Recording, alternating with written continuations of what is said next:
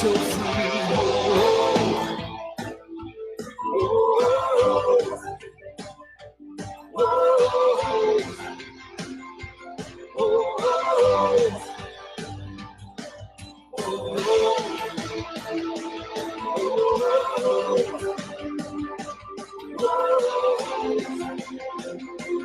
oh, I'm not interested in photo ops. Extendivite, a 7-herb combination of garlic, cayenne, hawthorn, bilberry, ginkgo biloba, valerian, and milk thistle. Extendivite is designed to strengthen the heart and arteries and help the body heal itself. Doctors are not able to explain the improvements they are seeing in their patients' health who are taking Extendivite. People who once needed more pills are now taking less and getting better. Due to the unexplainable improvements in their patients' health, more doctors are calling to order Extendivite for themselves. Help Extendivite make your doctor a believer. Extendivite is available in capsule or liquid form for just $69.95 for a 2-month supply. To get started, call 1-877-928-8822. That's 1-877-928-8822 or visit heartdrop.com. Extend your life with Extendovite. You're listening to Republic Broadcasting Network because you can handle the truth.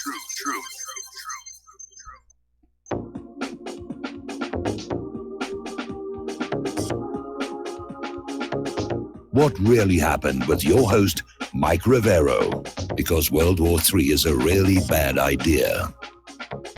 Here is your host, Michael Rivero. And aloha, America. Welcome to our show today. It's Thursday, June 28th, 2018, and sure happy it's Thursday, sure happy it's Thursday, sure happy it's Thursday. We've got a lot of stuff to talk about today. The phone lines are open, 800-313-9443. Mike is in our control room, ready to answer the phone, put you on the air with your comments and questions. A couple of quick program notes here.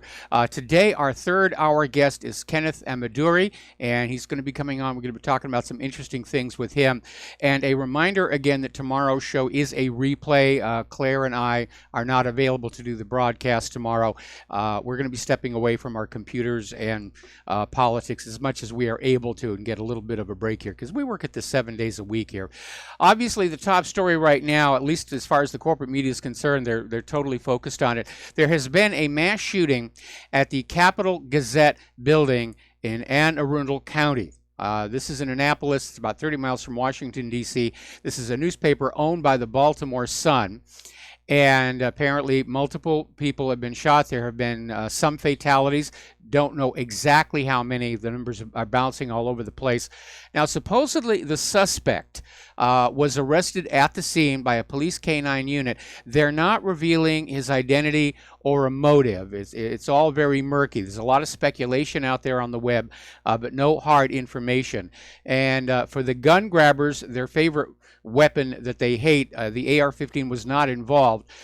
This was a shotgun, and witnesses are saying that the shooter simply stood outside the lobby of the Capital Gazette, shot through the glass door, and then just started shooting people. Like I said, the police are saying he's in custody. No other shooters in the area. The building's been evacuated. They're going through the whole process of checking for bombs or anything like that. But so far, it looks like just this one individual. But everybody's going through the motions up in New York. The NYPD has sent police to all the major media outlets there to stand guard. On the assumption that because corporate media has become so unpopular and disliked in this country, there might in fact be a risk. But looking at the situation, I figure there's one of two things going on. This could be your usual disgruntled employee, former employee, shooting at the workplace. They do happen. We had one several years ago right here on the island of Oahu at the Xerox building. Down just outside Honolulu, and Xerox moved out of the building after it was all over, of course, and the building actually sat empty and abandoned for a while. In fact, we used it for a second soundstage on Lost, which was kind of a little eerie being in that building with all that had happened.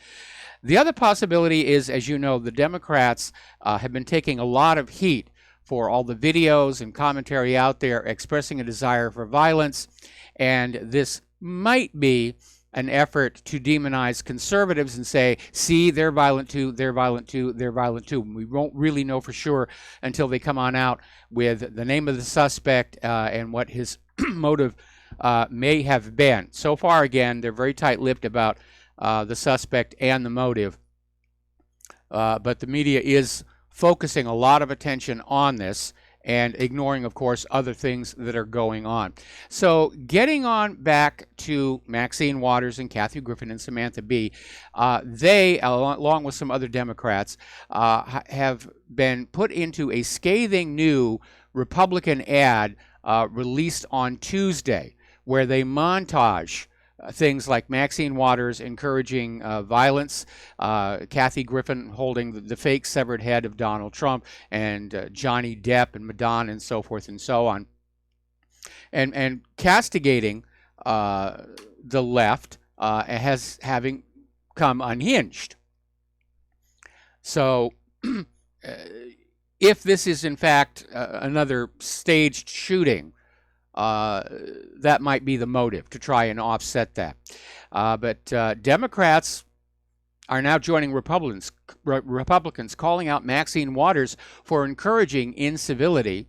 Dr. Alveda King came on out and said Maxine Waters is on the wrong frequency, which is a polite way of putting it. But everybody is sensing this increasing hostility on the part of the left, and apparently Rasmussen Reports did another poll. 59% of Americans fear violence from the Trump haters. 31% are predicting literally a new civil war in the streets of America, and I certainly don't want to see that happen here.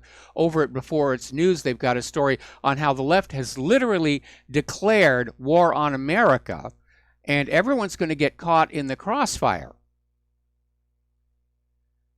So if you've never really paid attention to your personal security, regardless of whether you are a liberal or Democrat, what am I saying? No liberals listen to this show. You need to basically do a little checklist on your personal safety. And I'm not encouraging anybody to get out and get in a confrontation, but the issue of crossfire is legitimate. You can find yourself standing in the wrong place at the wrong time, and you should be prepared to deal with some of the stuff that's going on. Obviously, the most obvious first step that you can take is pepper spray. They have these little cans of pepper spray. They go on the belt. In some places, you have to go through a very brief training to be permitted to buy pepper spray. Other places, you can just find it right off the shelf. But at the very least, something like that, you have a way of discouraging people from coming at you with sticks and stones to break your bones and so forth. We're going to do a shout out to our on-air affiliates who are just now rejoining the network here. And do you remember back when former Attorney General Loretta Lynch was calling on Democrats to protest, march, and even sacrifice life and limb to resist President Trump? So this has been building for a very, very long time, ever since Hillary lost that election. And so you have the left out there who want to force their vision of a socialistic, open border, globalist country on the rest of us who just want to go back to our constitutional republic. Now, apparently, because so many conservatives are alarmed at the loony liberals, the liberals are now concerned that there might be a pushback, that the right wing might mobilize, and so now they're taking self-defense training classes and going on out there and doing karate and judo so that they can be more effective fighters out there. And that is a bad, bad sign. All righty. Now, getting on into the war zones, the Syrian army has cleared 5,200 square kilometers of ISIS cells. They have pretty much swept the entire country clean, and they've cleared out the Deir ez-Zor desert. they're winning the war. And according to reports, another 450 members of the Free Syria Army, that's one of the U.S.-backed groups, have surrendered to the Syrian Arab Army amid the recent government advance. Meanwhile, the ISIS-affiliated Khalid ibn al-Walad army and units of the U.S.-backed FSA apparently reached a ceasefire agreement in southern Syria. So they're starting to work together, if they weren't already.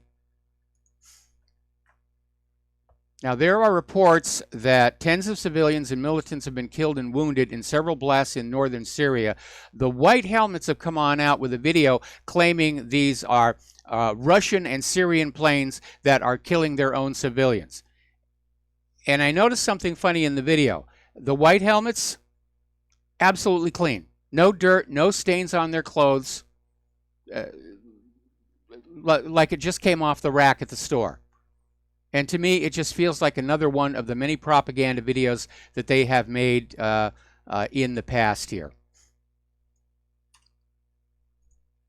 Now, as the terrorists abandon their positions in Daraa province, the Syrian army is discovering Saudi and Israeli-made equipment, and they apparently a large volume stored in what was supposed to be a field hospital. And they found arms, ammunition, and explosives. And apparently said that this, what was made to look like a field hospital, was the terrorists' main warehouse for storing military equipment in the towns of Busra, al-Harir, al-Harak, Nahita, and other regions of eastern Daraa. Now, there are supposed to be rules regarding the separation of combatants from medical support. That's why you put that red cross on the building, which didn't stop the Saudis from blowing up that cholera treatment clinic that was built by Doctors Without Borders down in Yemen. But that's the way it's supposed to work. You're not supposed to set up what looks like a field hospital and use it to store your weapons and ammunition.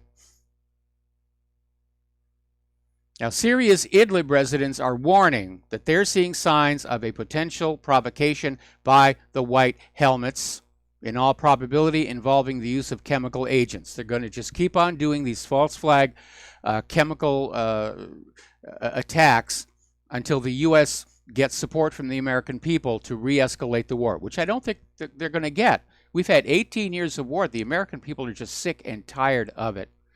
But there was an interesting little article that came out from The Independent in Great Britain that says things may be going the other way. The headline reads, "This moment will go down in history. The U.S. has given up on the overthrow of Assad in Syria." And basically, it says that when Washington understands the difficult conditions its militia allies are facing and says it advises the Russians and Syrians not to violate a ceasefire, which was Russia's idea in the first place, you know the Americans are pulling the rug out from beneath another set of allies, those U.S.-backed jihadis. They're being abandoned. Remember, the U.S. so far is not intervening in Syria's sweep into southwestern Syria, cleaning out those militants. They've been abandoned. Now, the International Chemical Weapons Body, the Organization for the Prohibition of Chemical Weapons, has been granted new authority by a vote Wednesday. Up until now, they would investigate the specifics of chemical attacks and they would stop there. And then the media said, oh, it has to be Russia, it has to be Syria, it has to be Saddam, it has to be whatever. But this new vote, which was pushed through by the Western nations, have granted the Organization for the Prohibition of Chemical Weapons to assign blame. And Russian officials are deeply critical of the move, with Ambassador Alexander Shulgin warning it did severe damage to the credibility and impartiality of the Organization for the Prohibition of Chemical Weapons, and could even collapse the group. Now, Russia is claiming that they have evidence that Great Britain has actually bribed members of the Organization for the Prohibition of Chemical Weapons to try and steer their conclusions in specific directions.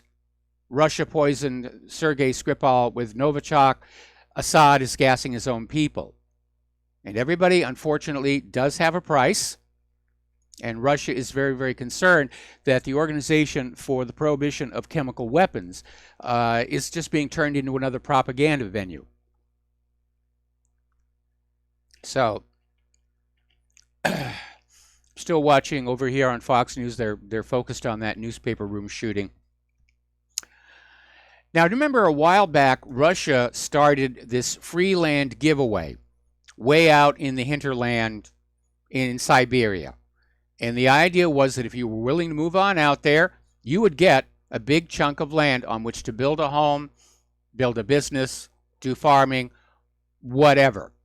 And apparently it's been a huge, huge hit. And they're extending the program beyond the Far East. And apparently foreigners are now eligible for the program. But you have to become a naturalized citizen. This is sort of a replay of America's homestead phase, where if you were willing to move out west, you'd be given a chunk of land for a home and a farm. And it was a way of settling the West, making sure, well, colonizing it, depending upon your point of view. The Native Americans had a different perspective on that. But that's basically what Russia is doing. Russia is the largest physical country on Earth, but a great deal of it is still very much undeveloped. All right, we're going to take a phone call now from Steve Elkins. Aloha, Steve. Welcome to the show. What's on your mind? You mentioned about, I think I sent you an email today about personal protection, about, this hard left Democrat, how they're taking violence, taking the law in their own hands. And I'm actually rather concerned that law enforcement is just kind of standing around allowing it to happen. That really irritates me. Plenty of those instances, I saw the videos where they were just standing there allowing it to happen, escalate out of control. But my question to you is, the pepper spray is a great idea. I just wanted to throw out there, I did a little research out of here. I was at a flea market, and some guy was selling a bunch of brand new stun guns. And the way I understand it is if you're 18 or older and you don't have a criminal record, you can actually walk around with one of these things, and it might make good sense to have one on you, on your person, if you get accosted by some of these hard left liberal nutcases. Well, stun guns are definitely good to have, but there's a question of range. You have to literally be right up to your attacker before a stun gun can be employed, unless you have one of those that fires the projectiles a distance. The advantage of the pepper spray is, depending upon the brand, it's got a reach of 10, 15, 20 feet. And you just spray them up and down, and most of them now come with an ultraviolet dye. So that after you use it, you want to go to the police and report that you were attacked and had to defend yourself, so that the person you sprayed doesn't call the police and say that you just sprayed them for no reason at all. And then the police can basically use an ultraviolet light to confirm that, yes, this individual has been sprayed with this pepper spray. Yeah, I saw a couple of our postal people walking around, and they had a baton one strapped to their side. It's about 2.5 feet long. So that gives you a little bit of distance, not as much as you probably like, but it's just a consideration, something to think about. I mean, the pepper spray is a great idea. Yeah. It's too bad we have to resort to this. Here we're the party that we want to talk about the issues, and the other side there, the Maxine Waters, want to bring violence on. And I'm kind of concerned that they're not going to let up. But it also bothers me that law enforcement is not doing their job to stop it all either. So. Well, certainly in the case where these events are staged for media exposure, the police are ordered to stand down. We've seen that with a lot of the Antifa riots. Getting on back to the stun gun and the taser, I hesitate on that because, contrary to the advertising that says they're non-lethal, people can be killed with those things. Oh, yeah. And so I prefer the pepper spray. And the reason I know about that is, for a while, Claire's Church had a real problem with the homeless coming through. And most of the homeless were fine, not a problem. But there were some that were dealing with serious mental issues. And the property was vandalized, and some of our church people were actually physically attacked. So for a while, during our choir rehearsals, which were at night in the middle of the week and nobody else was around.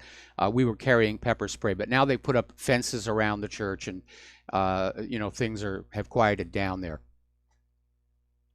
That's it for me, Mike. Appreciate it. Thanks.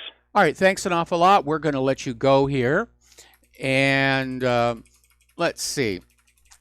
Apparently, Donald Trump and Vladimir Putin are going to be meeting in Helsinki next month for a summit. And it's amazing how many people are just absolutely scared of this. You've got Britain is out there saying this will undermine NATO. The idea that Trump could strike a peace deal with Putin. It's going to compromise the NATO's country's defense against Russian aggression. Russia hasn't been aggressing. NATO has. They're pouring all kinds of arms and everything over there. And you know what's driving this, of course, are the arms manufacturers. They're making out like bandits with this new Cold War. And never in the 75 years of U.S.-Russian meetings has there been so much opposition, just pouring all over the possibility that we might actually go back to peaceful relations with Russia, which I'm sure that's what Putin wants. Anyway, we're going to take a break for commercials. We'll be right back.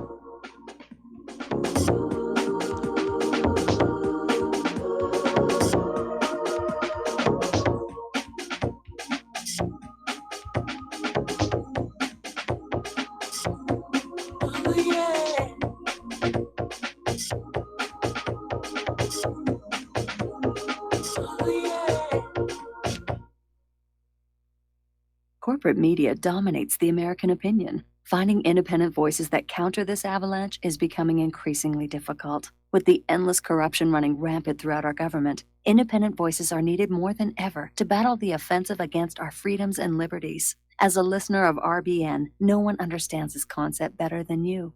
Now it's up to you to do your part. The time has come for you to take action and begin broadcasting the truth to hundreds or thousands of people every month. Sound impossible? Quite the contrary. With pointed slogans from LibertyStickers.com, you can reach countless sleeping Americans unaware that they live in a real-life wonderland. LibertyStickers.com has a huge inventory of political bumper stickers and messages that reflect the truth about our government, our politicians, and the future of America. With so many in stock, there's one perfect for you. Visit us today at LibertyStickers.com. Again, that's LibertyStickers.com. Do your part. Your voice is important. Let it be heard.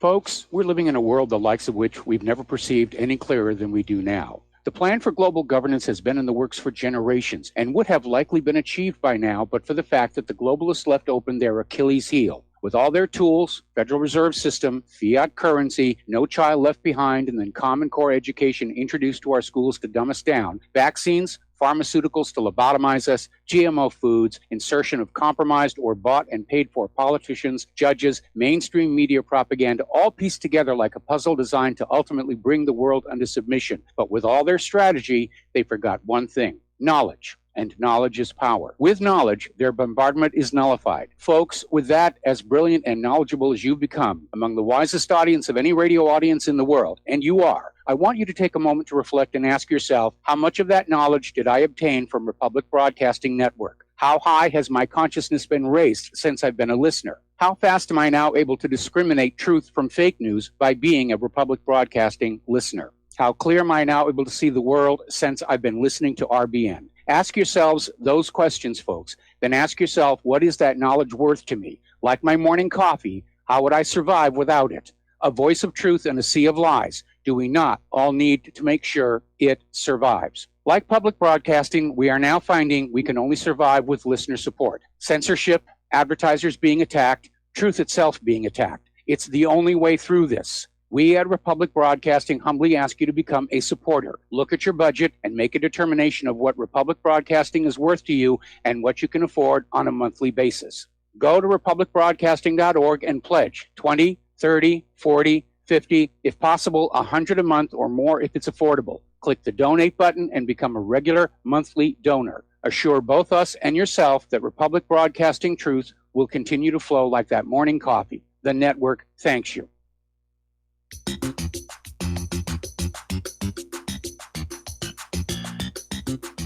Welcome to What Really Happened Radio. Visit us online at whatreallyhappened.com. And now, set your eyes on the future and let's consider what really happened. And aloha, America. Welcome back to the show. And the corporate media is still totally focused on this newsroom shooting, but there hasn't been any additional information for almost an hour now. They're still not identifying the suspect. They're still not talking about a motive. They're just going over and over what has already happened. And so maybe we're being conditized again, but it is getting to be a little bit obsessive. And that is starting to make me wonder if maybe this is some form of a setup, either to build sympathy for the corporate media, or it's going to turn out the suspect is a conservative. See, the conservatives are violent too, and the liberals have a right to be violent, so forth and so on. Getting on back to what's going on with Russia and the United States, Putin and Trump here. It's rather interesting that they're going to have this peace summit, and I hope something comes out of it. But the reality is that Putin doesn't need to be aggressive. Russia doesn't need to be aggressive. They can just sit on back, because right now the Trump administration is doing what the former Soviet Union and later the Russian Republic strategically wanted, which is to drive a wedge through the Western alliance, which Trump is doing with all these sanctions and tariffs and arm-twisting Europe over the Iran deal. He's actually weakening the Western alliance. We were reporting on this story that came out yesterday, where Europe is saying, we're going to look to ourselves for our defense and stop relying on the United States. So I imagine Putin's probably chuckling right about now. Let's take another phone call. Jim in Michigan, aloha. Welcome to the show. What's on your mind? Hey, Mike, how you doing, my friend? Doing okay. Anyways, I guess I was going to say that probably the biggest problem we have with these Antifa people, or even like where we've had problems through the Trump president election, and is the fact that the police stood down. Yes. They literally stood down and watched people get beat up. They watched women get beat up. And what I'm thinking is the fact, okay, that's fine and dandy, but when you're a police officer, you take, I don't know if they all take oaths, but when the police get kind of blowback from it, I'm just going, excuse me, you didn't protect the people you were supposed to protect. You backed up the extremists who didn't have a leg to stand on. So I'm having a real hard time thinking about our police departments when they will let violent people beat up people who are nonviolent. And it almost reminds me of Nazi Germany. I mean, how can the police, if you take an oath and your senior official tells you, don't protect the innocent, how can we actually think that the police are good? No, you raise a very, very good point. But again, a lot of these events, if you will, with Antifa and Black Lives Matter, they were staged media events, and they were allowed to get out of control. And we find out that the police were ordered to stand down, and the orders came from very, very high up. But how could a police officer actually do that? My whole point is the Nazi officers would kill people and what have you, and it was justified because the higher-ups said, it's okay to do it. What is the difference between our police officers and the Nazis telling their officers to kill people or let people be killed or let them be beat up? My whole point is these officers, okay, are violating their oath of office. You know what I mean? Come on, Mike. I know they are, but are you familiar with the Stanley Milgram experiment? No, I'm sorry. Go ahead. The Stanley Milgram experiment was done, I think, in the 50s, and it was an experiment. The college thing, right? The college, yeah. I'm sorry? Yeah, I understood. It was in the college, right? Yeah, it was a psychology experiment that basically showed that even good people would inflict pain on total strangers if they were convinced somebody in authority said it was okay to do. And it was a very famous experiment. It was actually conducted to try and explain why so many Germans went along with the Nazis. And it revealed what I consider to be a major flaw in the human psyche, that we do tend to do as we're told. But it was a very famous experiment. They even did a TV movie of it starring a very young William Shatner. And more recently, there was another movie about it. That came on out, but it really did show even good people will go along doing bad things if somebody in authority over them says to. And so these police are told, stand down. They don't want to lose their jobs. They don't want to lose their pensions. And they say, yeah, okay. And that's what they're going to do. I have a real problem with that because I couldn't do that as a person. These people well, we all like to think that we're not going to do that until we're actually put in that situation. Anyway, Jim, we got to take another break for commercials, and we will be right back.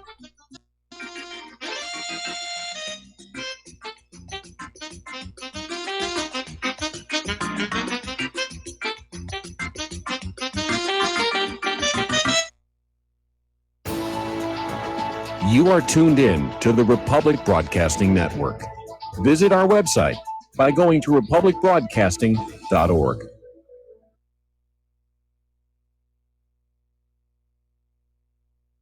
Homeowners, are you in foreclosure, expecting to be served with a foreclosure lawsuit, or suspect your lender has coerced you into an illegal mortgage transaction?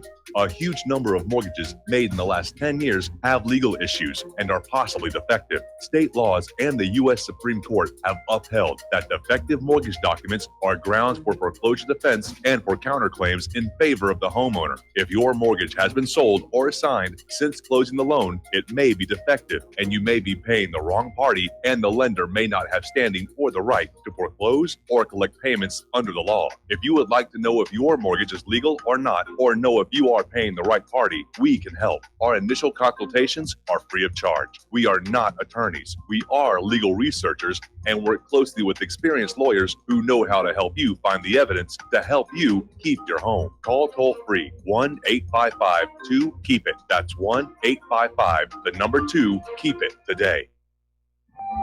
Did you know that neither the American Medical Association nor the American Bar Association were established to benefit the American people? Have you recognized that in our country, healthcare has little to do with health, and that our court system has nothing to do with justice? The priests of both medicine and law have been incentivized to implement a dark agenda on behalf of the Bilderbergers and their ilk. To protect ourselves and our progeny, we need to take a much closer look at how these two giant industries really work. Join me, Al Whitney, on In Defense of Humanity, Saturdays at 7 p.m. Central, as we expose the matrix and learn how not to consent to our own destruction. Without the right accessories, any guy can be off the mark. Whether you've invested thousands in your arsenal or you own a single trusted firearm, a visit to AROutfitting.com is in order. It's one of the finest online selections of tactical optics and AR parts and add-ons, like EOTech, quick target acquisition with no peripheral loss. Browse the full range of Nikon scopes and binoculars. AROutfitting.com can illuminate your world with Streamlight gun-mounted lights from keychain to large handhelds up to 1,100 lumens. Find some stability with Battenfield tactical bipods. AirOutfitting.com has CMMG gun parts, barrels, assemblies, handguards, part kits, and more, plus mag-full clips and magazines. I know I've got you excited, so take a breath. Head to AirOutfitting.com. The site's super easy to navigate and features a ton of technical info, including links to manuals. We also welcome vendor and manufacturer inquiries. Remember, if you don't see it, we can get it at AirOutfitting.com. Some are maxed out all their credit cards. Some are working 2 jobs and living in cars. Minimum wage won't pay for a roof, won't pay for a drink. If you gotta have proof, just scratch yourself, Mr. CEO. See how far $5.15 an hour will go. Take a part-time job in one of your stores. I bet you can't make it here anymore. And aloha, America. Welcome back to the show here. And over in Maryland, they're about to have a press conference regarding the shooting at the Capitol Gazette building. So at this point, I would expect we're going to find out who the suspect was and what his possible motive may have been, or at least what they're going to tell us it might have been. Getting on back to the war zones here, there's a United Nations report that has come on out saying that the Saudi coalition is behind most of the Yemen child casualties. This is the annual Children and Armed Conflict report from the UN, and it details the deaths of Yemeni children in the Saudi-led invasion. And unsurprisingly, the overwhelming majority of the slain were killed by the Saudi-led coalition. Well, the Saudis are in there bombing everything, and I don't think they brought their children with them, so they're not at risk. But apparently, the UN says there was a verified 552 children killed in 2017 in Yemen. And 370 of those children were directly attributable to the Saudi coalition. So they're saying some may have been killed in actions by the Houthi rebels, another 41 killed by fighters loyal to the Saudi-backed government. So it's rather amazing to see all these liberals out there screaming and crying about the kids down there on the border with Mexico who are being taken care of. It's not luxurious. It's not the Holiday Inn. But they're being taken care of. They're being fed and housed, sheltered. And they absolutely have no concern whatsoever for the children who are not just being killed, but who are being made homeless, or being orphaned, who are starving to death in all of these war zones. So the United Nations says Saudis are killing children in Yemen. All right, what next? Where do we go? I mean, the UN Secretary General Antonio Guterres is saying the war in Yemen is the world's worst humanitarian crisis. 2/3 of the population are in desperate need of food, aid, and protection. Saudi Arabia has been bombing their country since 2015. And Saudi Arabia is strengthening their blockades on Yemeni ports and trying to basically grab that last port in Hodeidah.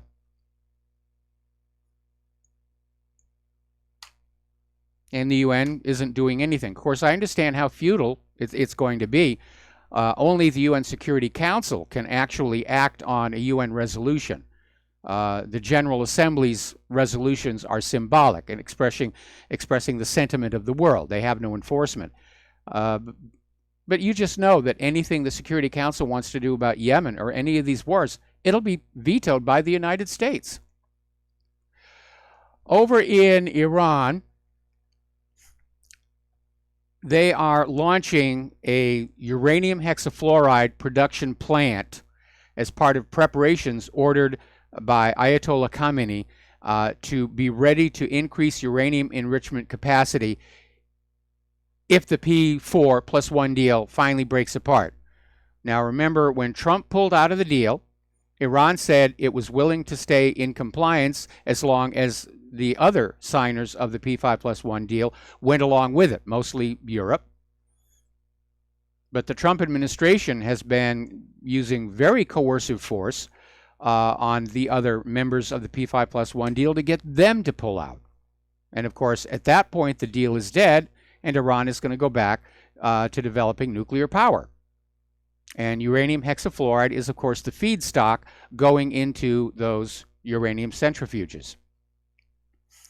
Now, Ayatollah Khamenei is slamming the West's shameless human rights posture, saying that it's all a pretense.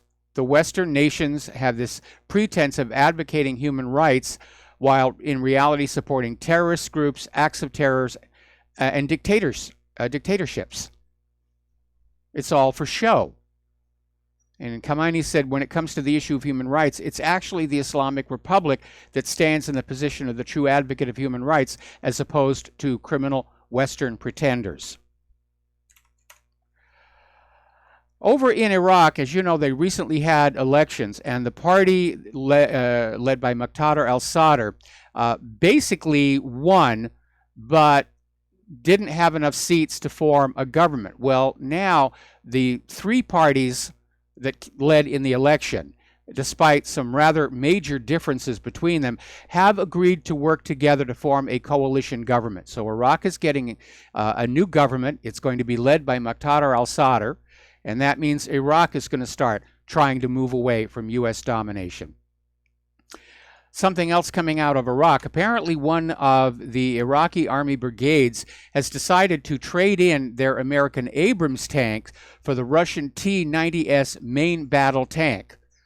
And they're saying it may just be because the T-90 is that much better, or it may just be because of geopolitical reasons, because if Iraq is going to try and move away from the U.S., they're going to have to move closer to Russia, and this may be the beginning of Iraq basically dumping their American-made weapons and arming itself with Russian equipment. So a lot of stuff of interest going on over there. Getting on back to Yemen, there was an interesting article that came out of Mint Press News saying, can Saudi Arabia fight its own fight? And it's pointing out how history shows that Saudi Arabia tends to rely on mercenaries, militias, and the U.S. and fighters from other countries, that their own military has not proven to be that effective. And that, I think, is an accurate assessment. Meanwhile, of course, Raytheon is happy as all get out about what's going on in Yemen, despite the civilian deaths.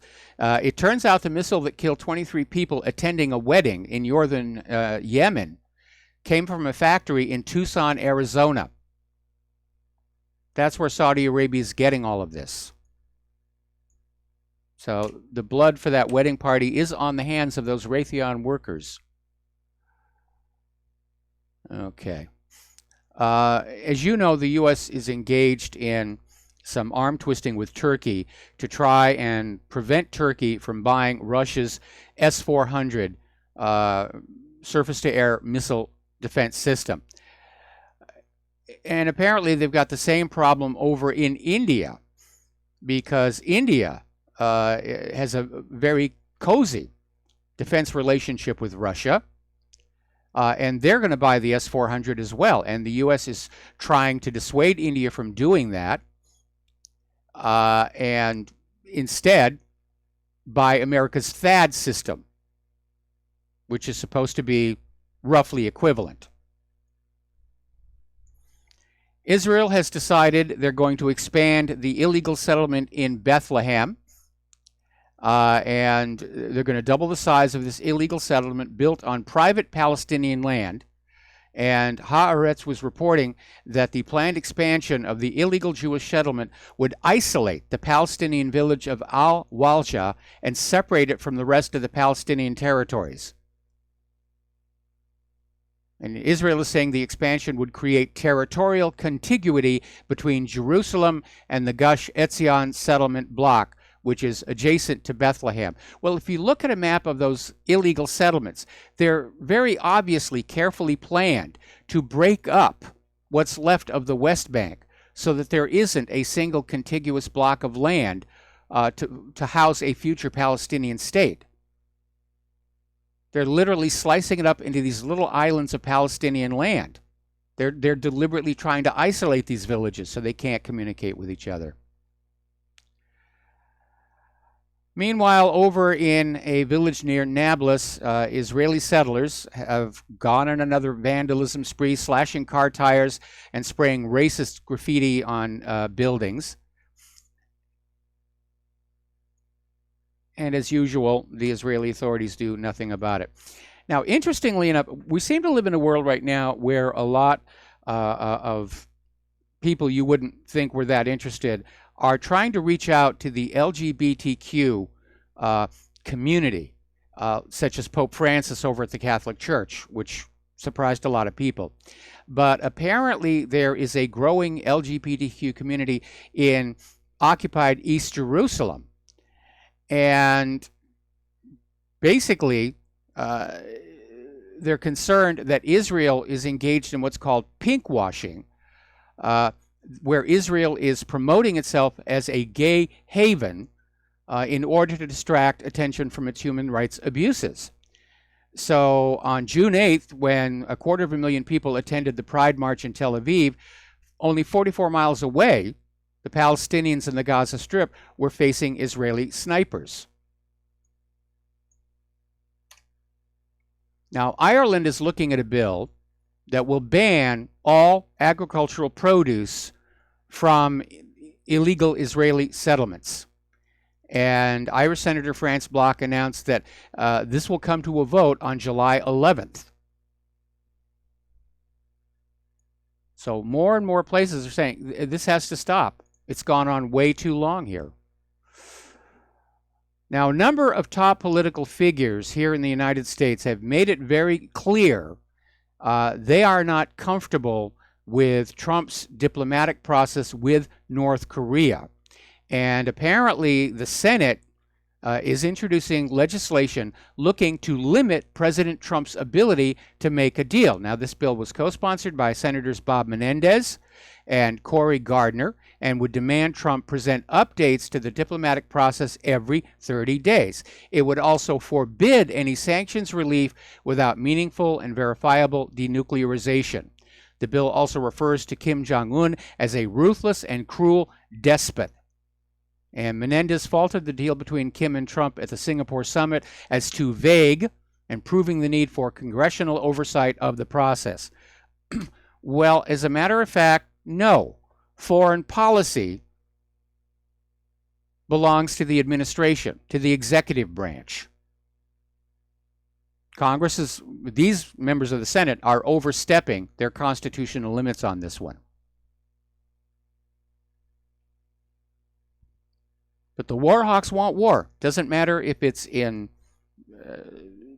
North Korea or Yemen or Russia, because they make huge amounts of money. The rest of us are all driven down into poverty. We've had 18 years of war. Walk around your local community and take a look at what has happened to our lives. Retail vacancies, homelessness, hunger, fragmenting infrastructure. They don't want to admit it's a wartime economy, but yeah. Now, yesterday we were talking about how the United States was planning on installing a $1 billion missile defense radar here in Hawaii.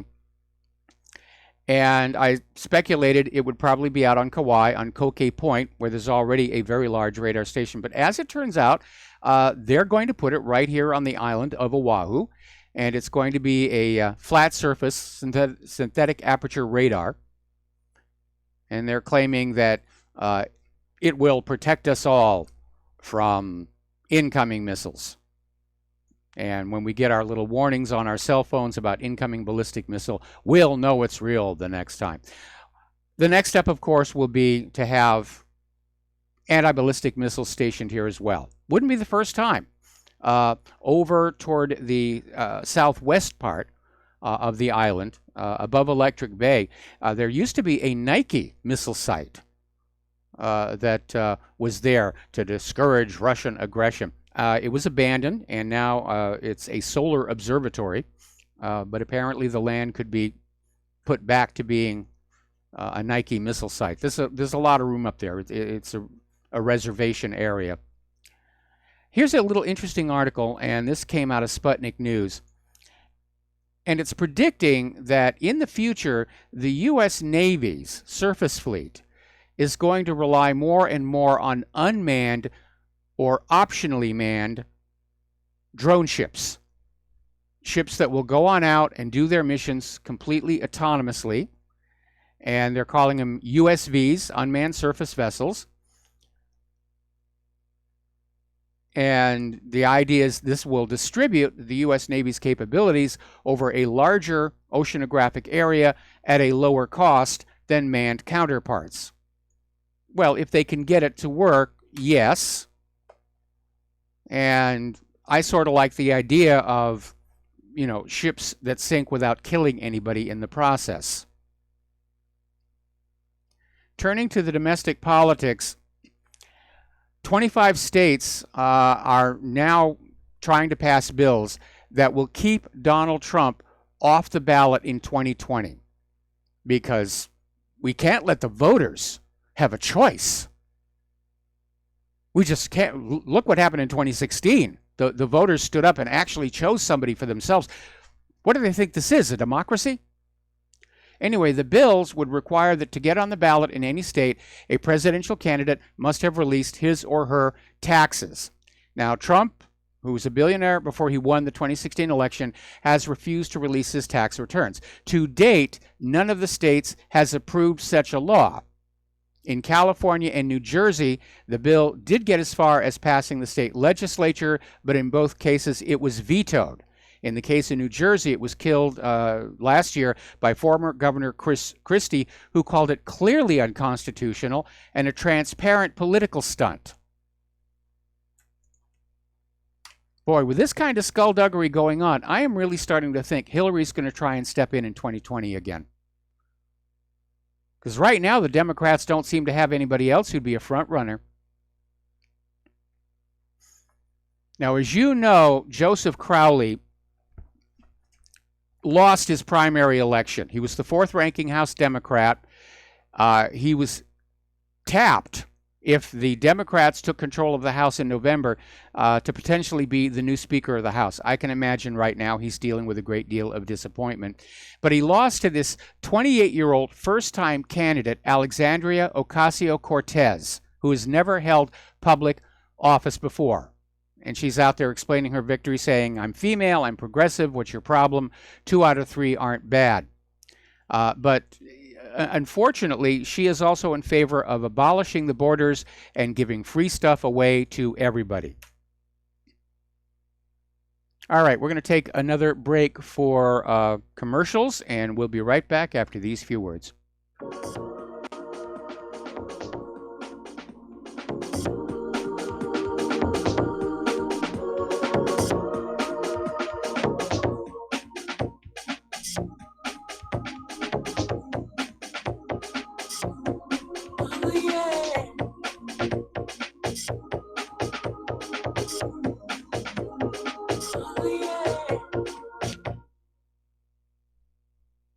So, you love talk radio? Then you'll love TalkStreamLive.com. TalkStream Live is always on, 24/7, with the best streaming talk shows. Find your favorite talkers and discover some new ones. It's free, readily available online or on mobile with any smartphone or tablet. Finding your favorite talk shows all in one place has gotten a whole lot easier. Just go to TalkStreamLive.com. Be sure to download the free apps from Google Play or the iTunes App Store.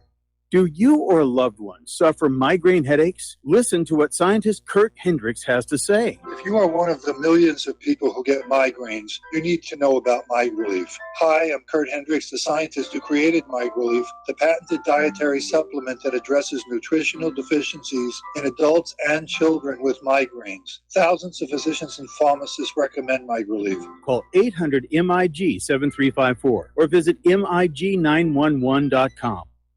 Tired of being lied to by mass media? It's growing more and more apparent today that news is received less and less through standard media outlets. Even with a growing audience every day, RBN is beginning to direct more efforts into social media. Social media and the use of the internet is fast becoming the primary source of people for news, regardless of demographic. RBN has set out to provide some of the best news on the internet through republicbroadcasting.org, and also has begun to use the tools to our advantage by way of social media. Republic Broadcasting is now operating a Facebook page to function as yet another avenue to have our collective voice reach new audiences across not only America, but across the globe as well. The Facebook page features not only news, but also an RBN player to listen to our broadcasts. Get involved by visiting facebook.com/Republic Broadcasting and liking our page and share it with your friends and family, because you can handle the truth. Many people write us about their experience with Extendivite. Allow me to read you some from Amazon.com.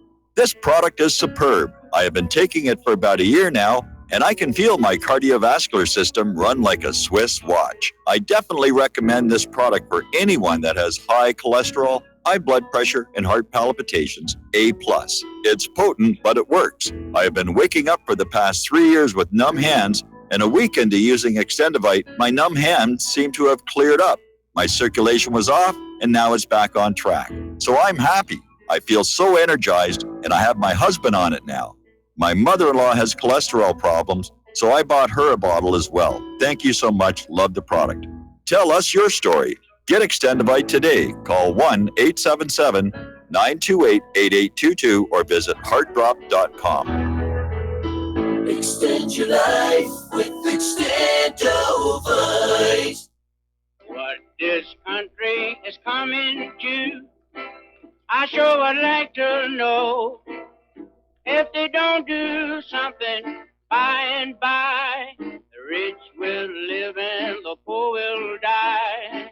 Doggone, I mean the panic is on. Can't get no way, can't draw no pay. Unemployment getting worse. And aloha, America. Welcome back to the show, and getting an update on this Capital Gazette shooting in Maryland. They had their little press conference. They still have not identified the suspect.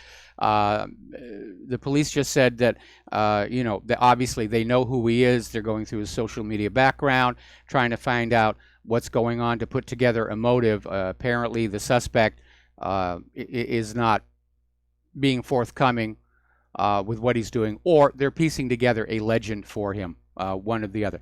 Confirmed, 5 dead. Some of the other victims in very, very serious condition. And a lot of people are a little concerned over the fact that this guy was able to walk into this building carrying a shotgun and then walk up to the front door of the Capital Gazette's newsroom, just shoot through the door and start shooting people. Apparently, this building is also shared by other businesses like a dentist, things like that. But there were no guards. Nobody ever thought anything like this was going to happen. But apparently newsrooms all across the country are looking at their security situations. And we'll just keep trying to wait and see who they're going to say did this and why. Getting on back to our domestic politics, basically Virginia Senator Mark Warner is out there. He's the top Democrat on the Senate Intelligence Committee, and that committee's Russia investigation is still dragging on despite finding no evidence of collusion with the Russians. But Warner's always throwing out hints of bombshells that never really materialize. And he got into a little bit of trouble the other day when he was at a fundraiser and just apparently was a little bit into the wine and was talking to somebody, and he said, if you give me one more glass of wine, I'll tell you stuff only Bob Mueller and I know. And President Trump fired back on Twitter and said, Warner is clearly colluding with Mueller, which is not supposed to be happening. Now, as you know, Peter Strzok was grilled in a closed-door hearing this week over his text with Lisa Page and probably some other stuff. We don't really know what was said behind the door there. And Strzok, apparently, what is coming on out is he's just trying to dismiss them all as it was just talk between two intimates and it doesn't really mean anything, and you shouldn't read anything in there that there was a plot to prevent Trump from becoming the president. Just mouthing off, really, trying to impress, my lover. At least that's what he's saying here now. But the reality is that FBI misconduct, which is what we're clearly seeing here, has become a danger to what little remains of American democracy. All right, we're going to take a break for station identification, and we'll be back with Hour 2 after these few words.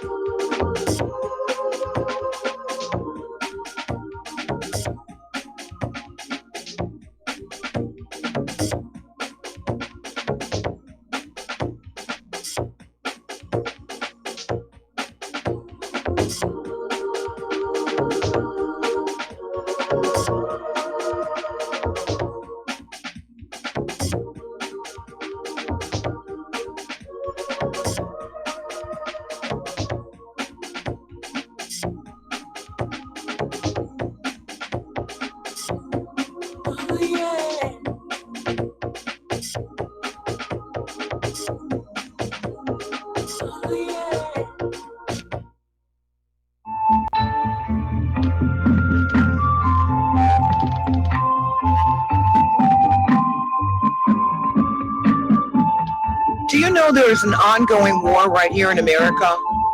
Are you aware that U.S. citizens have been classified as enemies of the state since 1933? Have you recognized that our entire government is really a vast network of interlocking corporations engaged in commerce? Look up Title 28, Section 3002. Tune in to In Defense of Humanity on Saturday nights at 7 p.m. Central Time. Find out what's really going on and learn how to protect yourself and your family as flesh and blood men and women living in a corporate reality.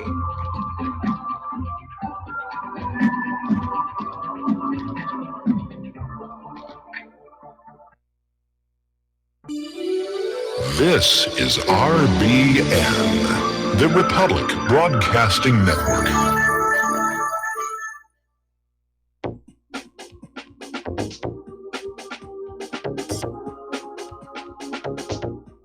What really happened with your host, Mike Rivero. You're listening to the Republic Broadcasting Network, where you'll find out what the Fukushima's going on.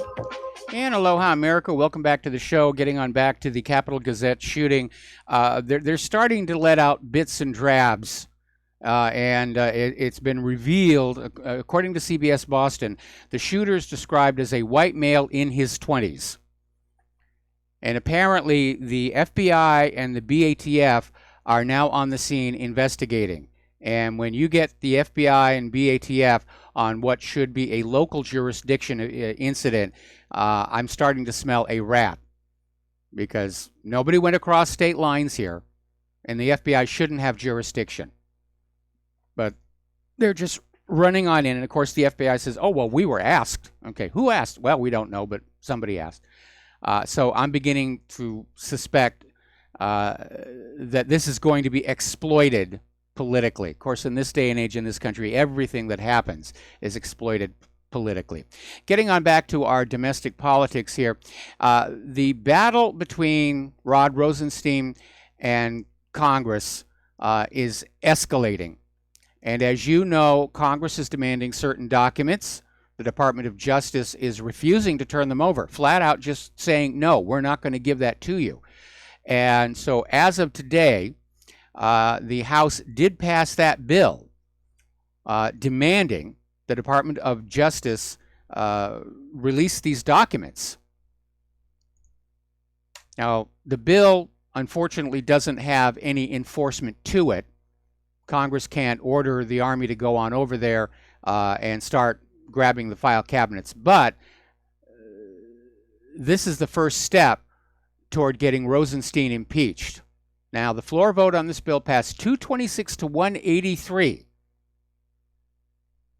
which I think is very significant. And the bill sets a July 6th deadline, that's a week from tomorrow, to get these materials, which Representative Mark Meadows said that on Wednesday, failure to comply could result in holding Deputy Attorney General Rod Rosenstein in contempt or even impeachment. Now, contempt of Congress sounds really bad. It's symbolic. If you're in Congress and you're found in contempt or you're censured, they make you sit in the back row. That's about all of it. I think they ought to go for impeachment. I think Donald Trump ought to get involved here. I know he's trying to stay above the fray, as it were, but it's time for him to come on in and exercise his role as the chief executive. Sessions works for him. So does Rod Rosenstein. And they all serve, there's a phrase they use, I serve at the pleasure of the President of the United States of America, which means the President can let them go at any time. Now, needless to say, the announcement yesterday that Supreme Court Justice Anthony Kennedy is going to retire as an associate member of the bench at the end of next month. He's going to stay on in a senior level. It has just absolutely shaken the Democrats. And there was somebody actually put out the recording of the conference call when the news came on in, where all these Democrats are going, oh my God, oh, we can't do it. Oh, Kennedy, we could always persuade him to vote with us. So they're having a meltdown about that. Trump is moving as quickly as possible to find a replacement justice, and he certainly has to do it before November, because of the possibility that the Democrats will, in fact, possibly take control of the Senate. The Senate confirms the Supreme Court justices. But the faster he does it, the better it's going to be. And it is his opportunity to take the Supreme Court in a much more conservative direction. You know, back to the Constitution, as it were. All right, let's talk about corporate media. And setting aside the tragedy at the Capitol Gazette here, CNN's ratings have taken another dive. Headline news has all but vanished. Now, Fox News is number one in prime time, averaging 2.5 million viewers. MSNBC was in second place with 1.7 million viewers. In 13th place, below the Food Network, is CNN with just 914,000 viewers, about a third of what Fox has. And CNN's sister network, Headline News, ranked at 52 with an average of just 262,000 primetime viewers and 227,000 daytime viewers.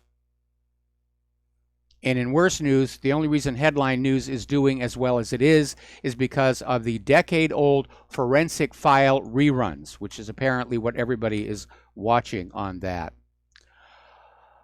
Alrighty, let's see. Still a lot of nothing coming out, but I got to tell you, they're making such a big deal out of it. I'm beginning to think this is a political stunt. Let's talk about the economic news. As we mentioned earlier, the European Union's sanctions against Crimea have been extended for another year to punish Russia for annexing Crimea, which of course is not what happened. And one of the reasons our world has become so dangerous is because governments just sort of make stuff up and then they act on it and just say, well, you know, this is our new operational reality that we're going to go with. But it isn't real reality. They're just making it up.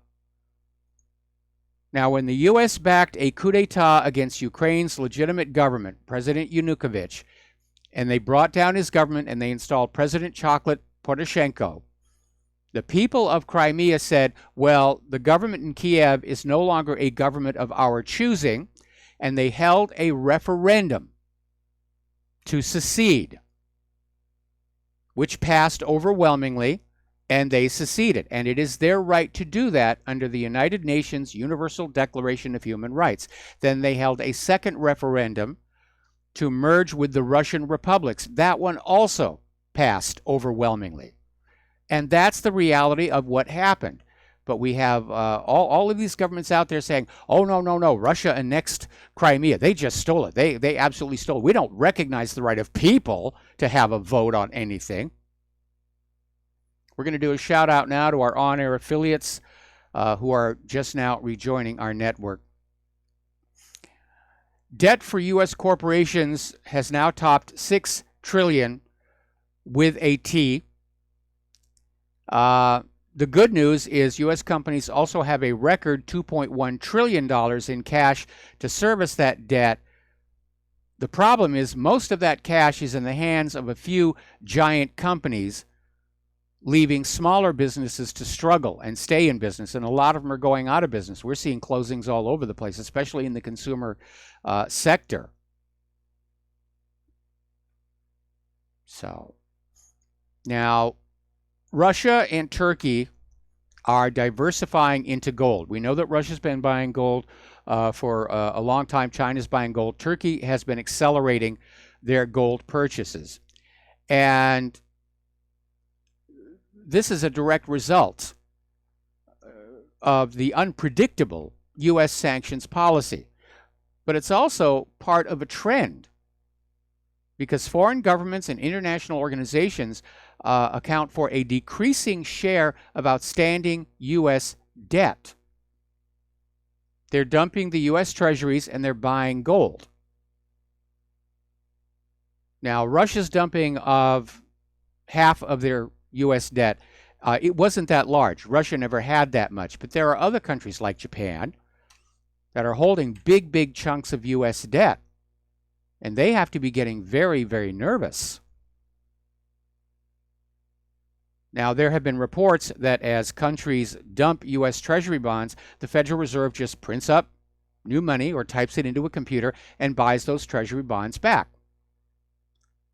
The problem is this increases the global supply of U.S. dollars, and that is inflationary. It undermines their value.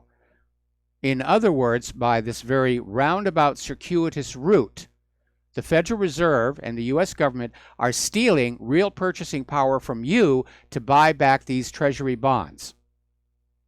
That's what's going on here. China has implemented a 6% across-the-board tariff on all U.S. imports, and Trump has seemed to back away from his most serious threats regarding direct Chinese investment restrictions. Trump's been rattling his trade war saber for quite a while. Somebody may have finally gotten to him and said, this isn't working out the way we all thought it was going to work. Now, here's another article asking something I asked last week. Is somebody sabotaging Elon Musk? And it goes back and it talks about all these stories about, we'll hear that somebody invents something that seems to be very, very wonderful, like cold fusion, and then later on the inventor turns up missing or dead. The invention is never heard from again. Do you know that somebody once invented an engine that could run on vegetable oil? And its inventor took a trip by ship, ended up overboard, dead, and his engine is converted to run only on petroleum, and not another word is heard about it. And by the way, this guy's name was Rudolf Diesel. That was the original design for the diesel engine. It could run on vegetable oil. But somebody made a deal and said, you will power your diesel engines on petroleum, and in exchange, we will finance your next war. So with that in mind, we're looking at all the problems Tesla has had. Sabotage in its factory. I mean, even Elon Musk is saying, yeah, they're being sabotaged. And it wouldn't be the first time, and I think I mentioned this before. There was a car called the Tucker Torpedo, and it was revolutionary for its time. And it had things, it had seat belts before they were mandatory. Actually, the car itself was called the Tucker 48. And it was produced in Chicago in 1948. Only 51 were made before the company shut down due to negative publicity initiated by the news media, a Securities and Exchange Commission investigation, and a heavily publicized stock fraud trial in which the allegations were proven baseless and led to a full acquittal. But the media basically pushed that whole idea. And there was a movie made about this, where the driving force behind the attack on the Tucker were the big three automakers. They didn't want another player in there. Remember how the DeLorean was brought down? They set DeLorean up with a cocaine bust. They want to go on selling you the same cars they've been selling you all along. They don't want a new player coming on in. When you start up a business, there is more than just simply selling a good product, meeting payroll, filling out all the government paperwork. You have to realize there are going to be other businesses out there in that same line of work who might decide to do your business harm. It's called industrial sabotage, and it's actually quite common. It comes under the heading of white-collar crime, which never gets the media coverage that street crime does, even though white-collar crime costs the American people 10 times as much as street crime does. Remember the Lincoln Savings meltdown? That actually stole, if you will, more money in one lump than all of the muggings, robberies, and burglaries of that entire year. You're talking huge amounts of money. Look at Bernie Madoff. and how much he got. So last I heard, some 30 of the Tucker 48s are still on the road. And it had innovations like there was a third headlight in the middle of the hood that would steer with the steering wheels, because this was in an age where there weren't as many street lights as there are today. Had the seat belts, had safety glass, and the windows would actually pop out if you got into a crash. It was revolutionary. So anyway, now people are still talking about North Korea economic opportunity, and it's being estimated by Citigroup that rebuilding North Korea's economy would cost $63 billion. Now, what they're talking about rebuilding it is basically going on in and bringing it up to the level of South Korea, which may or may not be exactly what the North Koreans want. But definitely South Korea would benefit. And they're looking basically at transportation and infrastructure. They want to build 28 railroad projects, 33 road projects, and 16 power plant projects. So that's what the plan is for North Korea. Paul Craig Roberts came out with a new article, and he said it's time, and this may actually explain why Trump is backing off of China, because his trade war is not really with China totally. It's with America's global corporations who are headquartered in this country, but they manufacture in China, because those tariffs are hitting them as well. The biggest chunk of America's trade deficit with China is the offshored production of America's global corporations. And when the corporations bring the products that they produce in China to the U.S., they're classified as imports from China. So I imagine they're putting pressure on him to back off on the tariffs. On the other hand, Trump could turn around and say, maybe you need to bring the manufacturing back here, which in the long run would be the best solution. Getting on over to Europe and immigration, it's make or break time for Angela Merkel. Today was the deadline to reach a deal. There was an EU summit that they weren't able to come down with any kind of an agreement. They had a whole laundry list of points to get through: Brexit, the migration policy, the EU budget, security. And they didn't really accomplish all that much, which is a sign that the EU experiment is starting to break apart. Now, the Seventh Circuit Court of Appeals has struck down the nationwide injunction barring the Department of Justice from withholding federal funds from sanctuary cities. The injunction now only applies to the city of Chicago. Apparently, the lower court had no national jurisdiction. The lower court only had jurisdiction in Chicago.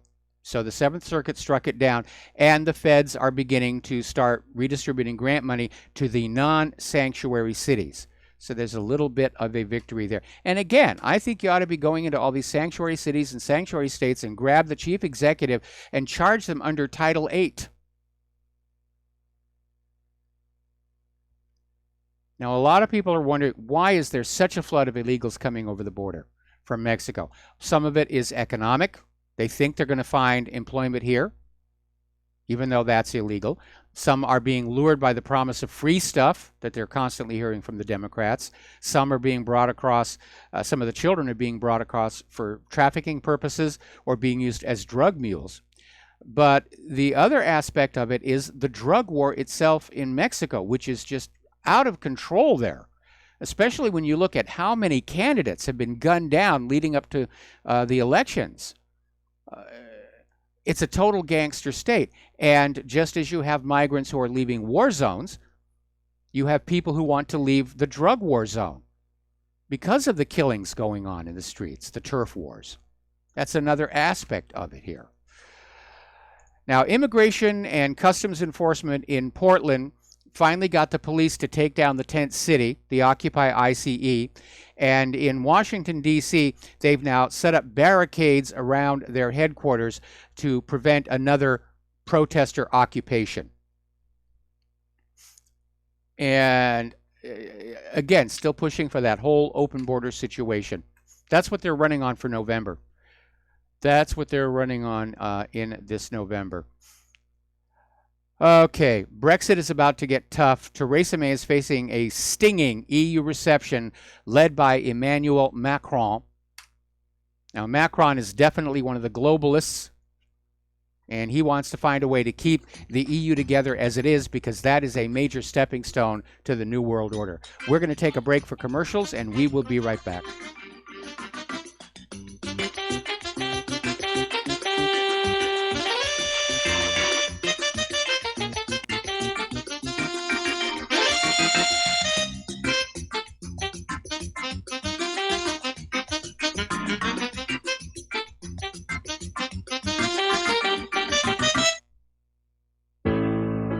Many people write about their experience with Extendivite. Allow me to read you a few from Amazon.com. My wife and I both use Extendivite and are very pleased with the results. It has helped to stabilize our blood pressure and to make both of us feel healthier. Good product and good buy. So far, so good. I've been taking Extendivite 3 times a day, only a short while now, but already I've noticed the circulation in my hands and feet improving. They tingle. I like the idea of taking something herbal rather than pills. I take Extendivite 3 times a day, every day. I think this supplement has helped with my increased fitness regime and to lower my blood pressure. Tell us your story.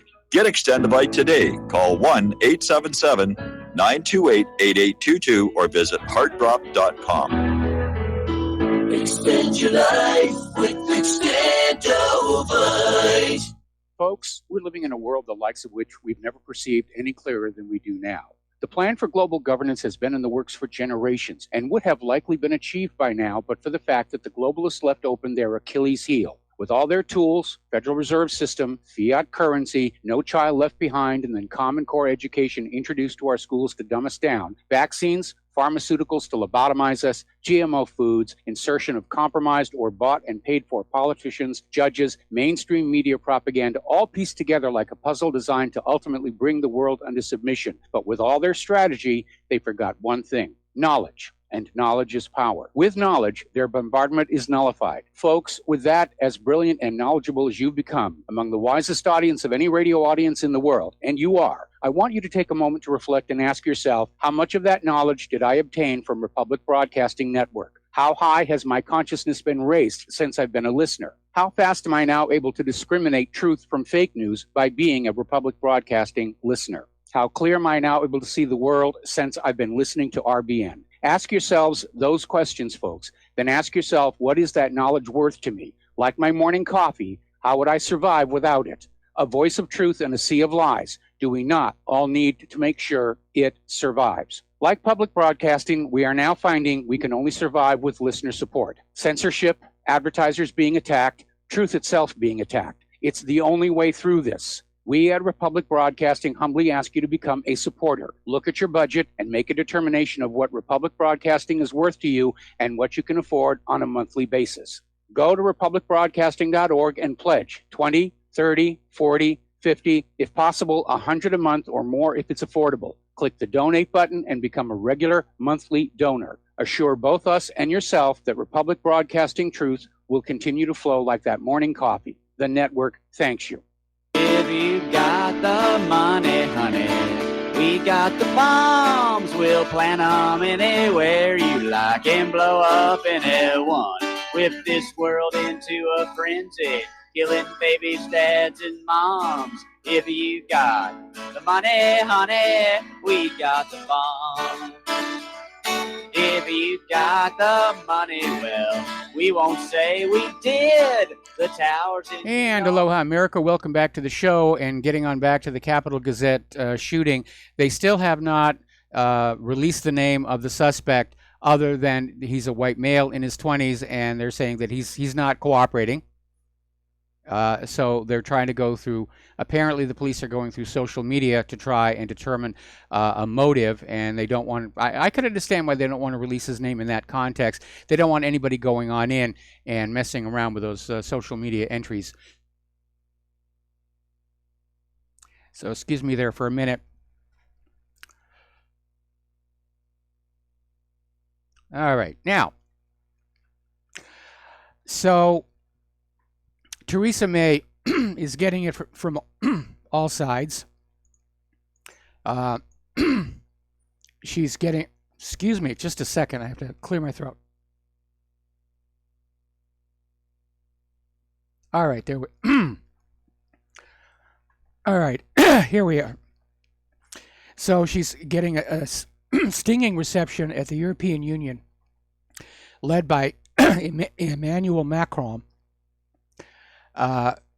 because obviously the EU wants Britain to stay. They want to hold the unit together. The EU was supposed to be a stepping stone toward the one world government, like the North American Union was going to be.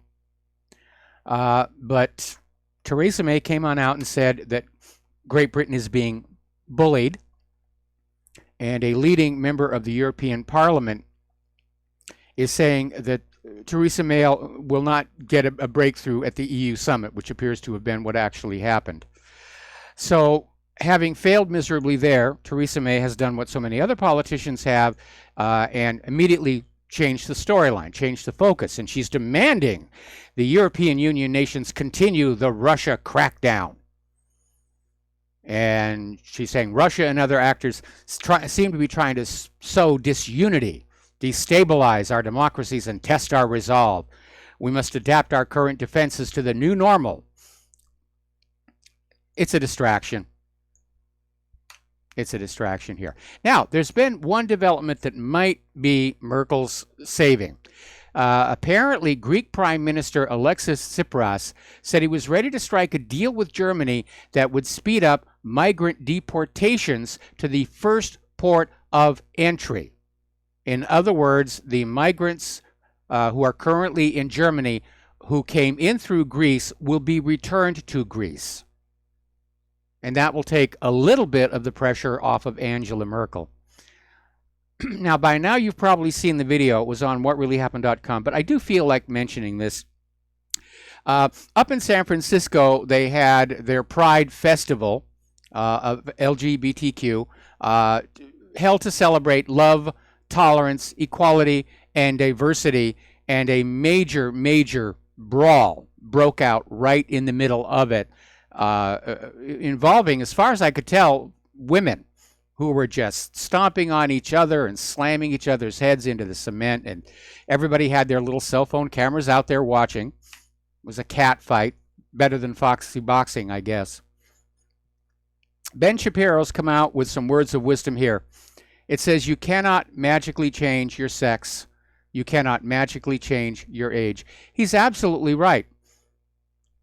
When a guy goes through the hormones and the surgery to make himself look like a woman, he's still a man. He's just had cosmetic surgery. When people who are old, like me, want to look younger, we can get surgery and cosmetics to make it look like I'm younger. I'm not really younger. It's just biology and it's nature. Over in Pittsburgh, actually East Pittsburgh, there was another officer involved shooting involving a gentleman named Antoine Rose. And the police officer, Michael Rosfeld, has been charged with criminal homicide. He was arrested and his bail was set at $250,000. And the 17-year-old Antoine Rose II was killed while running from police only a week ago, and a bystander filmed the killing with his cell phone. Now, there's an important rule you need to understand about police and firearms. In theory, the police are only supposed to use their firearms when they themselves are threatened, or to basically hold a suspect saying, don't move. They're not actually supposed to be shooting at people who are running away from them and no longer present a physical threat. That's why this guy got arrested. Over in the University of Redlands in Southern California, they're now offering a class that gives male students a safe space to discuss the problems they experience due to masculinity.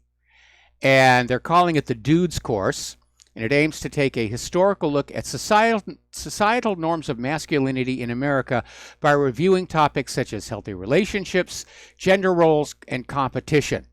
Well, I'm masculine because of biology, not because of social expectation. And just what jobs does this course prepare the students for so that they can pay off those student loans? That's what I want to know. We got to take another break for commercials. We'll be right back.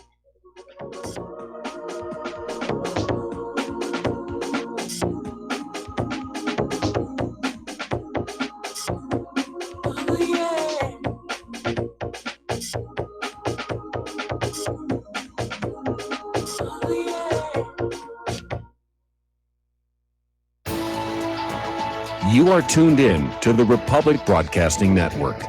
Visit our website by going to republicbroadcasting.org.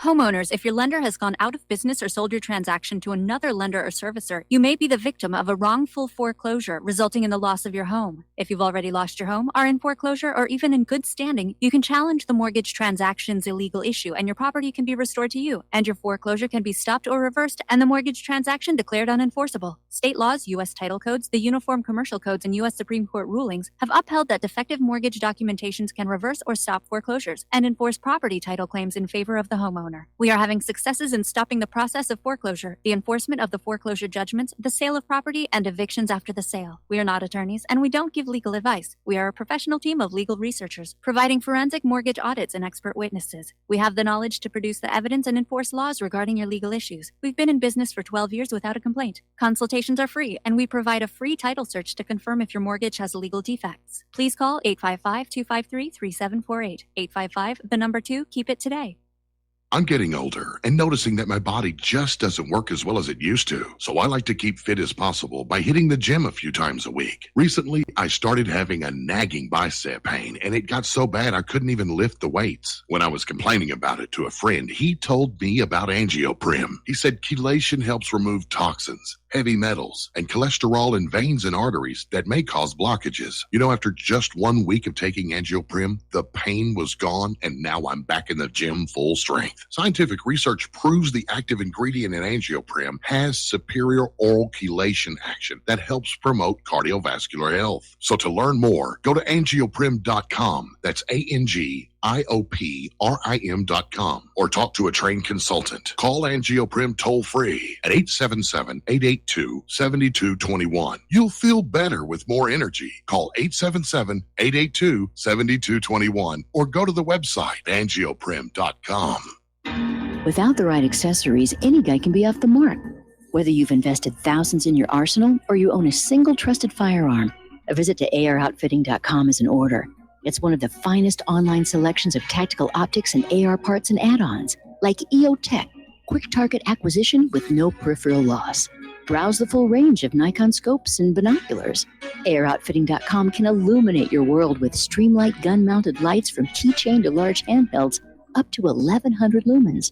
Find some stability with Battenfield tactical bipods. AirOutfitting.com has CMMG gun parts, barrels, assemblies, handguards, part kits, and more.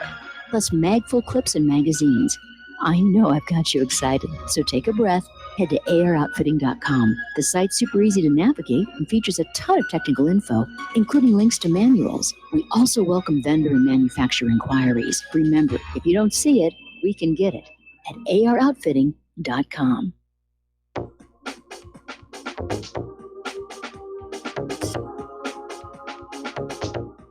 What really happened with your host, Mike Rivero. You're listening to the Republic Broadcasting Network. Here is your host, Michael Rivero. And aloha, America. Welcome back to our show here. And apparently the police over there in Maryland are going to have another news conference where hopefully some more information will come out about this shooter. And all we know about him so far is white male in his 20s, not cooperating, and used a shotgun. So you AR-15 fans probably be a little bit relaxed about that. But the gun grabbers are already out there saying, we've got to ban all the guns. We've got to ban the shotguns now. And I remember when the AR-15 debate first came on up, I think it was Vice President Joe Biden said that all you really needed for home defense was a shotgun, which tells us that he knows absolutely nothing about guns. Because if somebody is like holding a family member in front of them as a shield, you don't uncork with a shotgun, you're going to hit both of them. Now, apparently, this is a story coming out of Information Clearinghouse. There was a video that came on out where these two police officers strapped an 18-year-old in a restraint chair and tortured him with a taser multiple times. And they've been arrested and charged with multiple crimes because the video was just so horrific when it got out onto the web. The normal process of sweeping these kind of things under the rug was simply not an option. So I'm glad that some of these more abusive police are being dealt with, because you're not going to rebuild trust between the police and the community by screaming the police are the victims while the police are doing things like this. You have to bring the police back in line with to protect and to serve. And the police cannot demand the respect of the general population. It has to be earned. And like I said, there are good cops. We have a neighbor who's a good cop. Wonderful person. As I mentioned before, when I was talking about how the drug war is pushing some of these people to cross the border illegally, I did mention that Mexico has had one of the bloodiest elections in history. They're having their elections this weekend, and during the campaign, 132 politicians have been killed. That's according to Edelect, a risk analysis and crisis management firm. And the group's report, which was released early this week, found that 22 of Mexico's 32 states had seen a political assassination since campaigning began last September. Now, 48 of the victims were actual candidates. The rest were party workers. Well, that's one way to win an election here. Over in Malaysia, they have basically started investigating the ousted leader, Najib Razak, and the police raided his luxury apartment and found about $30 million US. And the money was seized along with 284 boxes containing designer handbags, watches, jewelry. They also raided his condominium in Kuala Lumpur and various other sites. Now, Najib's coalition was thrown out of power for the first time in over 6 decades in the May 9th poll, defeated by a reformist alliance headed by his former mentor, Mahathir Mohamad.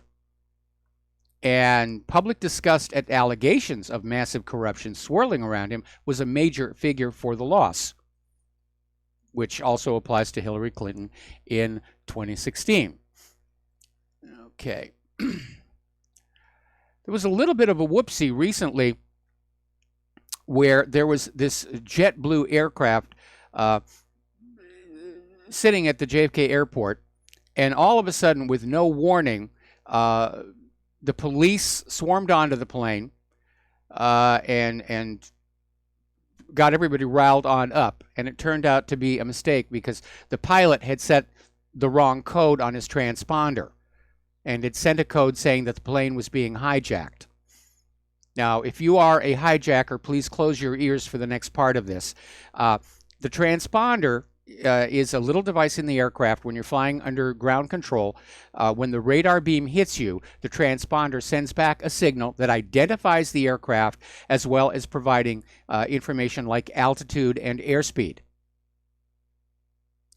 and that identifying number is set from the cockpit. But some of those numbers are reserved and set aside so that the pilot can send a message to the ground, hopefully without arousing the suspicion of somebody who may be engaged in a criminal enterprise on board the aircraft. And there is a specific code saying we're being hijacked. And I guess the pilot just accidentally dialed that in, was trying to set something else. Normally the numbers are provided by the ground control. Now here's an interesting little story. This took place in Goochland County, Virginia. And there was this man from New Zealand, Troy George Skinner, 25 years old, and he'd been sort of in communication with this teenage girl. And he met her while playing video games online. And apparently she broke off contact with him, and this guy literally flew from New Zealand to the United States, went to a hardware store, bought a utility knife, a duct tape, a bunch of other stuff like that, went to the home, smashed the glass to unlatch the door and come on in, was shot by the girl's mother with a .22. So this is for the right to keep and bear arms crowd.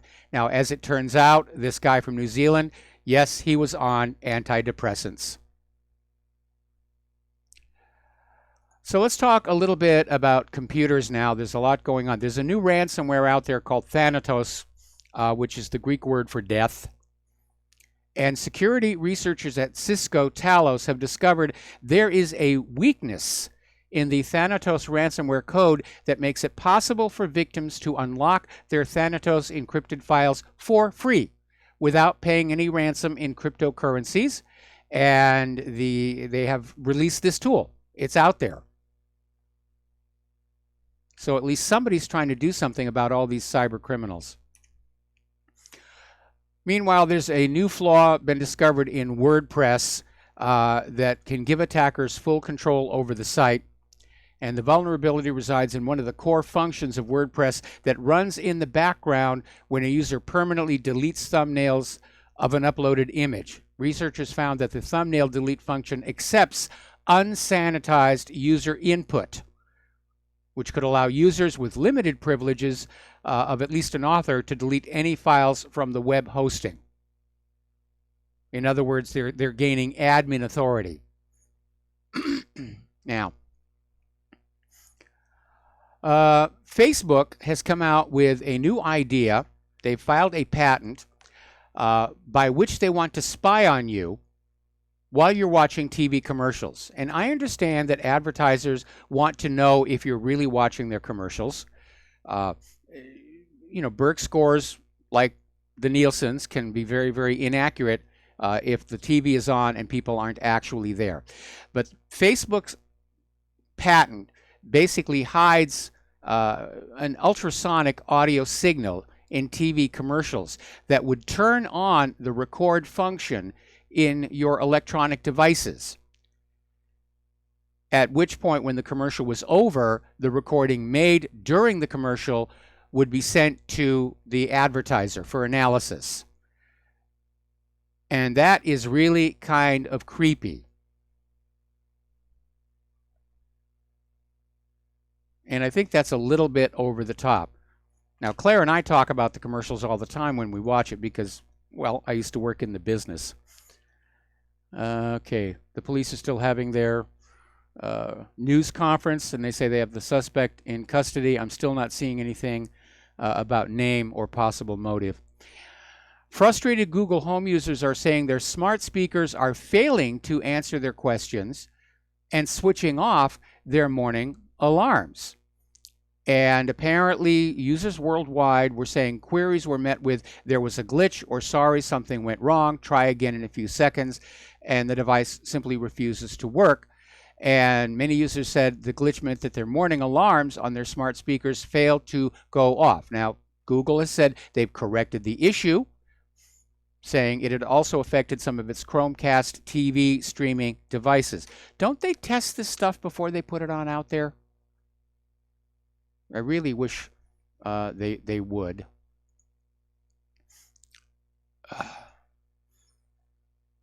Now, the European Union has a bad habit of passing these really bad tech laws with boring names, and they've basically come out with the latest one called the they had the GDPR, which has caused all kinds of problems for everybody, and now they've come on out with this copyright, the directive for copyright in the digital single market, which is requiring websites to take measures to make sure copyrighted material doesn't appear on their pages.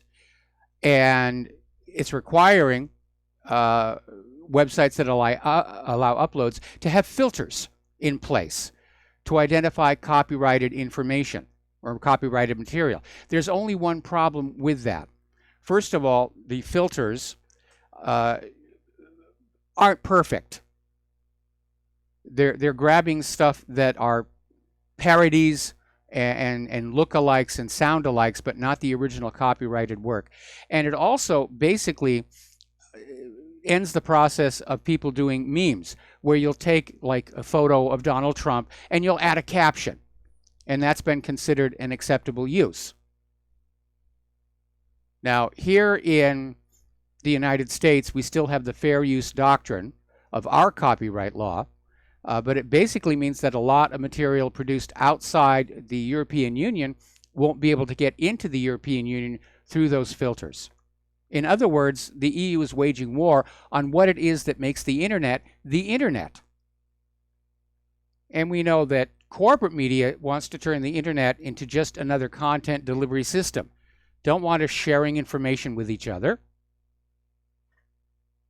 Just sit and accept what the corporate media is going to feed you. Now, there's this story where apparently somebody was able to hack into one of these Amazon listening devices and order a CPU chip. And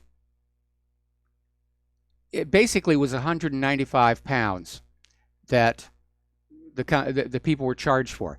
And initially the money was returned, and then Amazon came on out and said, well, we can't detect that there's any fraud whatsoever, so the bank basically took back the 195 pounds out of the account to send to Amazon.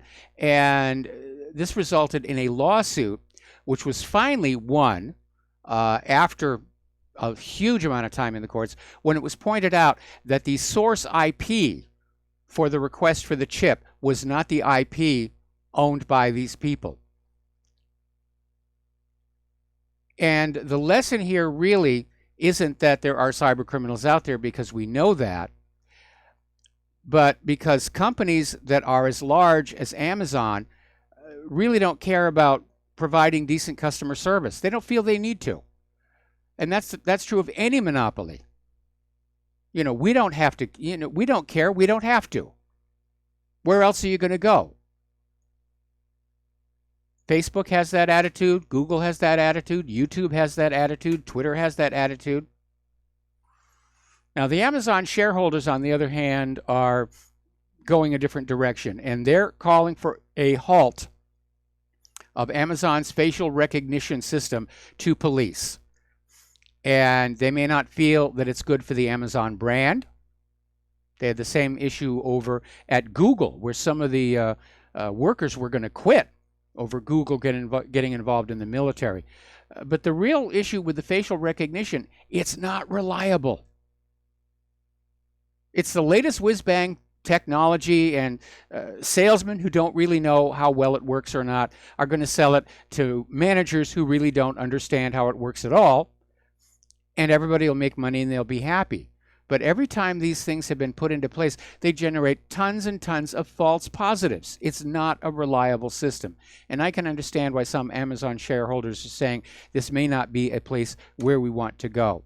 Because at some point, there are going to be lawsuits by people who are mistakenly identified as criminals and have to go through the hassle with the police and fingerprinting and DNA and the rest of it. They're going to start suing these facial recognition companies, and they ought to also. Now, 5 consumer privacy groups have asked the European Data Protection Board to investigate how Facebook, Google, and Microsoft design their software, pardon me, to see whether it complies with the General Data Protection Regulation. Now, the GDPR is designed so that end users understand exactly what information that is being asked for, and that they have the option. But apparently, these tech giants are accused of crafting their user interfaces so that netizens are fooled into clicking away their privacy and handing over personal information.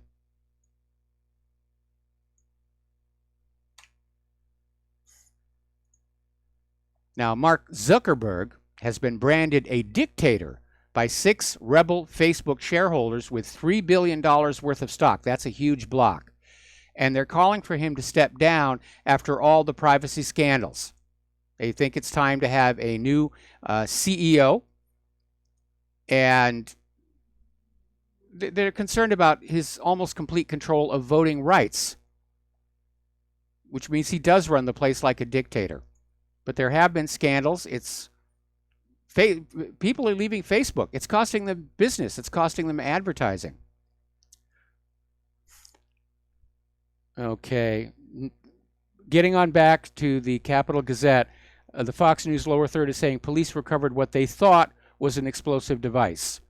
Well, if it wasn't an explosive device, why are you running the headline except to sensationalize it? There is too much focus on this to be just a regular workplace shooting.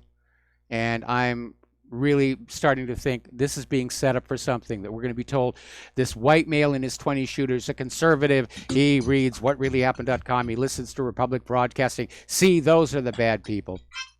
All right, we're going to take another break for commercials here, and we will be right back.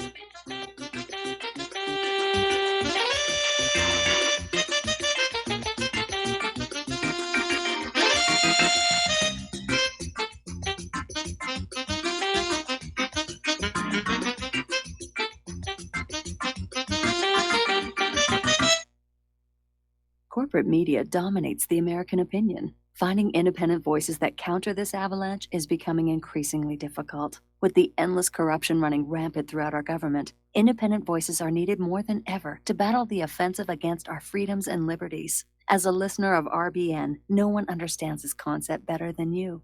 Now it's up to you to do your part. The time has come for you to take action and begin broadcasting the truth to hundreds or thousands of people every month. Sound impossible? Quite the contrary. With pointed slogans from LibertyStickers.com, you can reach countless sleeping Americans unaware that they live in a real-life wonderland. LibertyStickers.com has a huge inventory of political bumper stickers and messages that reflect the truth about our government, our politicians, and the future of America. With so many in stock, there's one perfect for you. Visit us today at LibertyStickers.com. Again, that's LibertyStickers.com. Do your part. Your voice is important. Let it be heard. Do you or someone you know suffer from chest pain, blood pressure, cholesterol, or irregular heartbeat? Are you looking for a more natural solution to overcome these health challenges? You hear the ads all the time. If this stuff's so good, why doesn't my doctor prescribe it? That's easy. Doctors are not trained in natural medicine. Extendivite Heart Tonic does want you to be as healthy as you can be, and it really works. Take Extendivite for 6 months and your doctor will say, I don't know what you're doing, but don't stop. It's working for you. Get the dependability of Extendivite. Just see how you feel in 6 months. A 2-month supply of either capsules or liquid is only $69.95 plus shipping and handling. Call 1-877-928-8822. That's 1-877-928-8822 or visit heartdrop.com. Extend your life with Extendovite. Hi, folks. CBD is the home run hitter for health right now. Why, you ask? Because of what it does for the body. Unfortunately, I can't tell you all about the benefit. You know, there's reasons. Do your due diligence and log on to ancientlifeoil.com. That's ancientlifeoil.com. Ancient Life Oil uses organic ingredients and is blended in coconut oil for some of the best benefits. Legal in 50 states and non-psychoactive. Log on to ancientlifeoil.com. That's ancientlifeoil.com. Do you worry a lot? Whether you're a college student, busy professional, parent, or grandparent, ongoing stress and elevated levels of the stress hormone cortisol can rob your memory, your health, and your future. Now you can combat the effects of stress and anxiety while improving your memory and recall at the same time with the dietary supplement Calm and Clever. Studies show that the ingredients in Calm and Clever reduce cortisol by as much as 30% in 1 to 2 weeks. Call 1-800-758-8746 or calmandclever.com.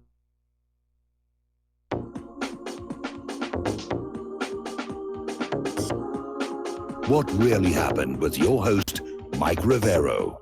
Join Mike on the air. Call toll-free 800-313-9443. 800-313-9443. And aloha, America. Welcome back to the show and getting on back to the Capital Gazette. And already the story is starting to change. Now, when the story first broke, the story was that a police officer, a K-9 unit, guy with a dog, basically found the suspect and arrested him. But we're getting a different story from Phil Davis, who's a crime reporter for the Gazette and was actually in the newsroom when it all came down. And he said the gunman shot through the glass door of the office and opened fire on employees. Then he says the gunman simply stopped firing. And he says he doesn't know why. Maybe he ran out of ammunition.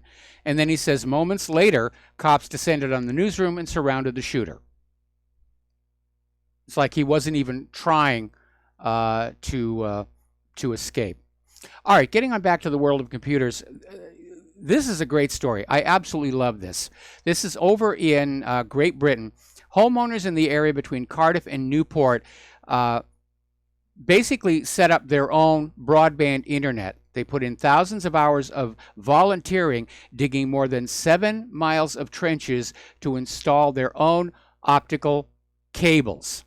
And the first residents were connected last week, and they now have internet with upload and download speeds of 1 gigabits per second.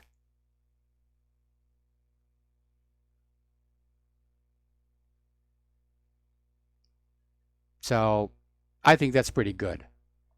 I think that's very, very good. And it shows that, in point of fact, these internet service providers could be giving us these broadband speeds. I mean, Japan has had gigabit into the home at the consumer level for years now. And it's rather amazing that the United States basically invented the internet, but other countries have now gone past us in terms of internet speed. I'm still trying to get Spectrum to figure out why I'm only getting, 60 megabits per second when I'm paying for 300. But good for these people. I remember when I was working in San Francisco on the day after tomorrow, and I got wind of this little project to set up a community Wi-Fi for school kids who didn't have Wi-Fi in their homes. And it was all being made with PVC pipe and repeaters, and was just being put all over the neighborhood. So you can do it. You don't have to rely on a big corporation to make this stuff happen. Now, there is a new company called ID Validation that is trying to come up with a way to make synthetic identity theft impossible through a process called consent-based Social Security number verification. Apparently, they're going to be linking into the Social Security Administration's master file to make sure that you really are the person that you really are. Well, I can already see one problem with that when you look at the vast number of Social Security numbers that have already been stolen by cyber criminals around the world. And it's like, how are we going to get the genie back in the bottle on all of this? It really is. It's out of control. All right, there's the music. We're going to do a break for station identification, and we're going to be back with Kenneth Amaduri after these few words.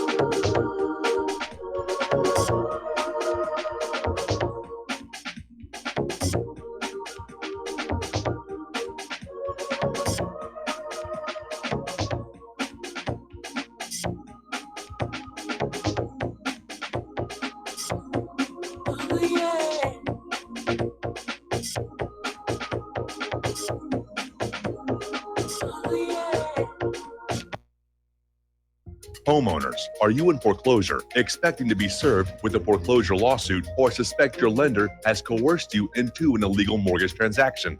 A huge number of mortgages made in the last 10 years have legal issues and are possibly defective. State laws and the U.S. Supreme Court have upheld that defective mortgage documents are grounds for foreclosure defense and for counterclaims in favor of the homeowner. If your mortgage has been sold or assigned since closing the loan, it may be defective and you may be paying the wrong party, and the lender may not have standing or the right to foreclose or collect payments under the law. If you would like to know if your mortgage is legal or not, or know if you are paying the right party, we can help. Our initial consultations are free of charge. We are not attorneys. We are legal researchers and work closely with experienced lawyers who know how to help you find the evidence to help you keep your home. Call toll free 1-855-2-KEEP-IT. That's 1-855-2-KEEP-IT today. You're listening to the Republic Broadcasting Network, because you can handle the truth.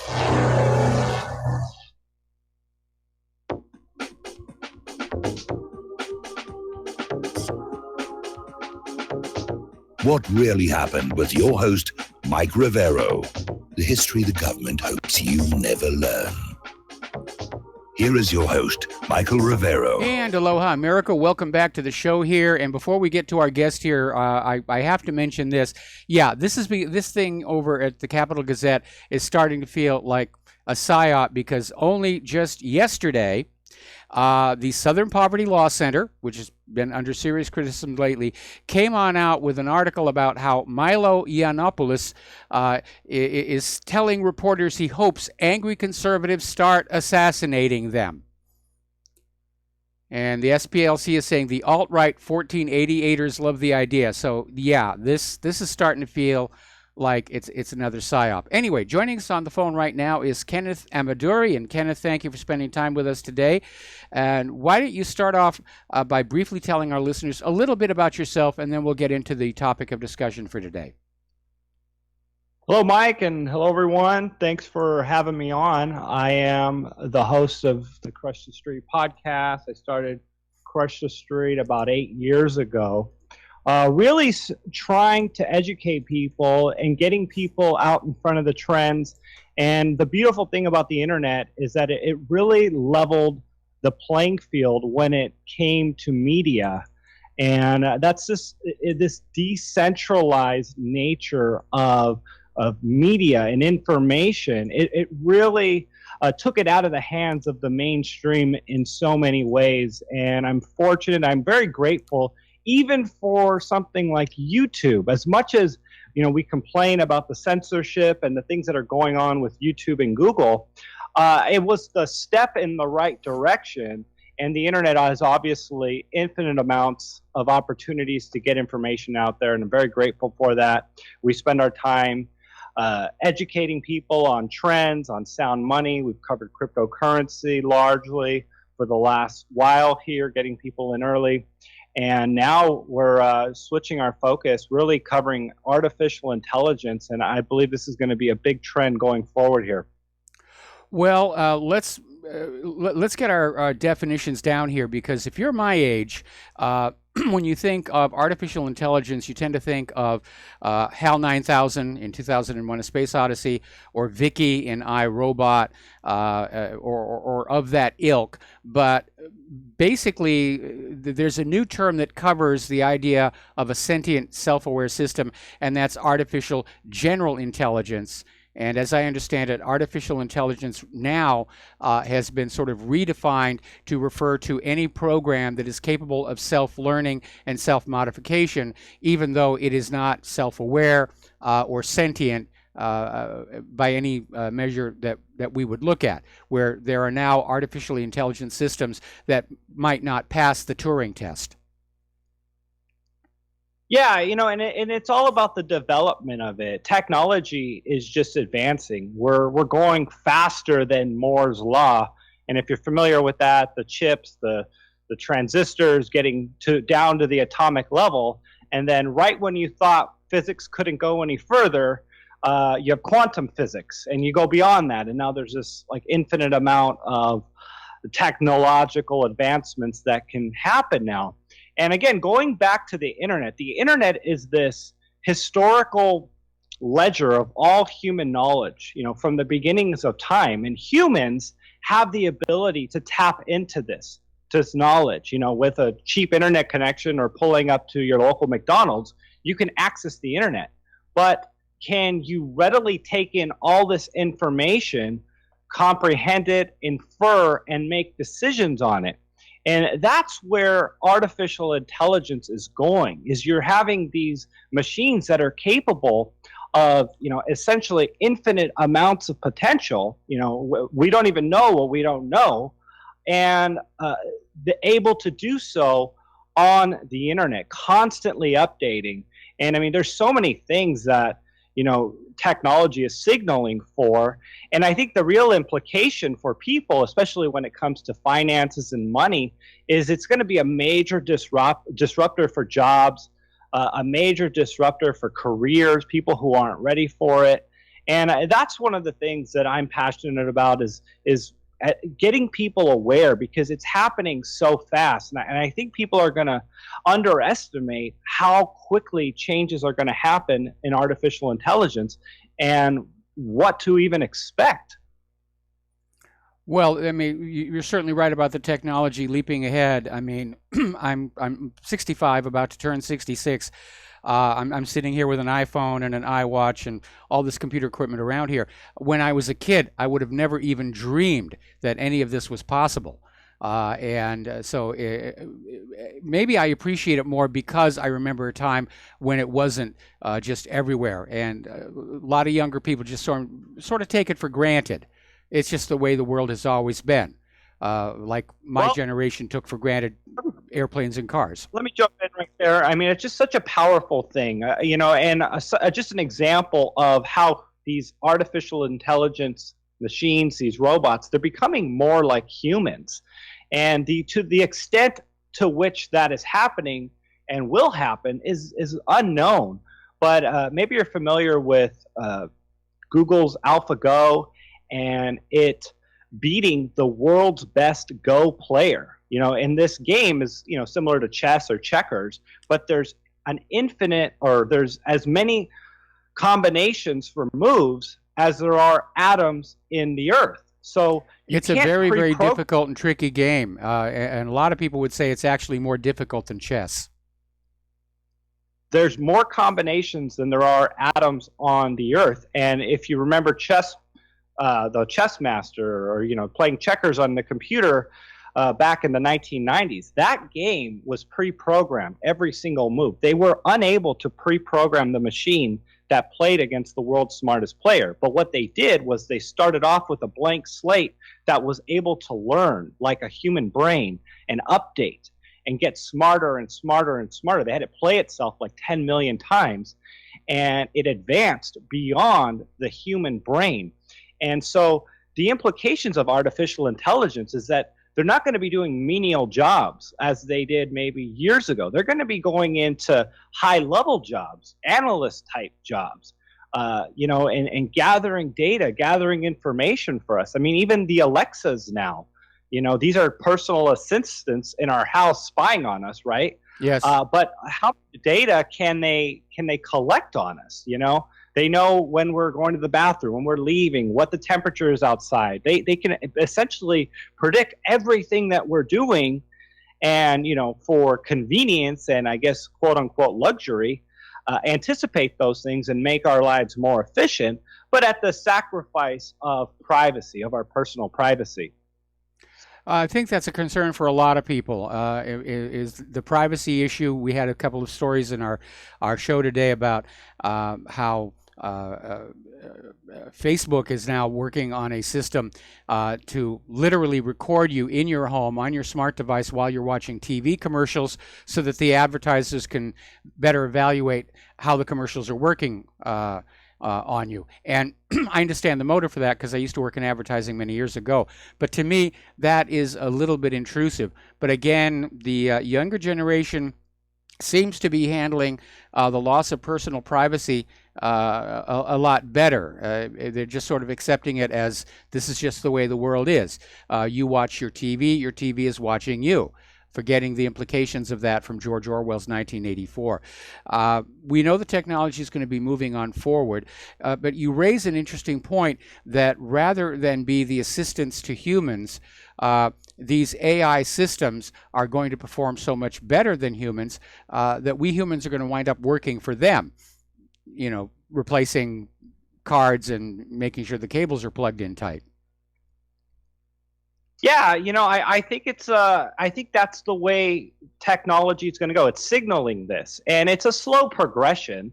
And there's going to be positives and negatives, and we're already seeing it. I mean, the medical industry, they're going to start using AI to predict people's health. Chipping people and monitoring their heart and their brains and knowing whether or not there's a problem. So for many people, the surrender of that privacy might actually be very welcome. The thought of dying, Yes. and preventing, that might be an actually a good thing, regardless of surrendering your privacy. Most people would rather not die, right? Well, and then, certainly. absolutely, right? We would all agree on that. And then, you have situations where you have the driver being the number one occupation, in the U.S. I'm not sure if it's the number one all around the world, but you have driverless cars coming around, and Elon Musk thinks that there's going to be a 10x reduction in accidents if we have everyone in driverless cars. But that's going to be a major disruption for people who've spent their careers driving a truck or an Uber driver or a taxi driver. And so a massive change in that. But, some of the unintended consequences, maybe our cars turn into meeting rooms. And now that we have driverless cars and maybe there's less accidents, now our economy is more efficient because the freeways aren't as jam-packed. And, now the plumber is able to get over and operate further away. So there's a lot of positives that we can say and see coming. And again, we don't know what we don't know. And I'll give you an example. You go back to the horse and buggy industry that got taken over by the cars. Obviously, you had a lot of people working in the factories. But then you had indirect businesses that were started. You had hotels now becoming a major thing in the U.S., and the hotel industry booming. And now you have fast food because now people have cars to drive up and get food. So I believe there's going to be a lot of opportunities and sectors that arise out of artificial intelligence. And so it's not all bad, but I think it's going to be one of the most major disruptors that we've ever seen in history, especially as things just outpace Moore's Law. And it's not just technology that I believe is going to signal for more AI. I believe governments are going to welcome it. And I'll give you a specific example. You have the top-heavy demographics over in China and Japan, especially China with the one-child policy. They're going to have they're going to have a larger workforce now than they will have in 15 years. And if you think about it, the only way to fix that is by receiving quality immigrants, people that can contribute to the economy. Or how about this? How about robots that fill in these gaps? Artificial intelligent robots that they attempt to tax and fill in the labor force that they'll be largely lacking. And I think it's going to be an arms race when it comes to, which country is going to be out in front in regards to AI. And it's going to be a very big deal. No, I agree it's going to be a big deal. I need to take a moment here to do a shout out to our on-air affiliates who are just now rejoining the network. Here's my concern, and I voiced this on my show in a lot of time. And don't get me wrong, I love technology. I've spent most of my life around technology. We have more computers in this house than we have carbon-based life forms. But I am concerned that this rush, not just to AI, but to robotics and automation in general, is leading to an economic crisis in this country the more and more you are letting your human workers go, the less and less money there is in the consumer economy to basically power the shopping malls. And we're already seeing it. We saw companies offshoring manufacturing to other countries and letting the domestic workers go. We're seeing workers being let go from fast food restaurants that are starting to install kiosks. And then the owners of stores in the shopping malls are standing around scratching their head wondering why nobody is coming in to buy their products. And we've seen many iconic retailers fail. I mean, taken to its ultimate ridiculous end, we're looking at a world of shopping malls filled with robot clerks standing around with nothing to do because there are no humans with money to come on in and buy the products. So there has to be a situation where we understand and acknowledge and accept the AI and the presence of it, but we have to humanize it so that we don't wind up just being sort of, standing alongside it while it takes over the world. And there's another question I'd like to ask you. When you're talking about how the AIs are going beyond the human brain, how do we check them? How do we know that what they are coming up with on their own, with their artificial intelligence, is something that really is beneficial? There was an interesting article that came out a little while ago about this AI machine that was basically trying to invent its own language, and it started coming out with profanities. It would take another AI to sort of check the first AI. And my concern here is because we don't know what's going on inside them, there is a risk factor. Yeah, even Elon Musk made some comment about, 5 to 10% chance that we're going to be destroyed by AI, or we'll have any chance of preventing AI from destroying us. There's a 5 to 10% chance that this would even happen. And, I don't know if that's, a realistic thing or not. We're getting to a point where AI is going to have to be making decisions. And by what code will it decide? Is it going to be a moral code or is it going to be an efficient code? You know what I mean? And so that's really where things are going. And I think it's unknown. And even with the driverless car example, how do we know how it's going to confront a lose-lose scenario, like hitting a kid in front of it or potentially driving off the road and hitting 5 other people? Now, even a human will fail in that situation. Again, a lose-lose scenario. But how do we know what an AI robot's going to do in that situation? And, going into the military and giving AI the decision to have the kill switch, to actually decide to kill somebody based on the circumstances going on around it. Now, I think where things get really out of control is when AI is connected on the web in a million different spots. No way to shut it down. The internet is already something you can't just shut down because it's connected in a million different spots. But all of a sudden now you put some sort of robot connected to the internet and have a million robots out there. It's just something you cannot shut off. And then on top of that, it's learning, it's advancing, it's getting smarter. Who's controlling it? And absolutely, these are definitely problems that we're all concerned about.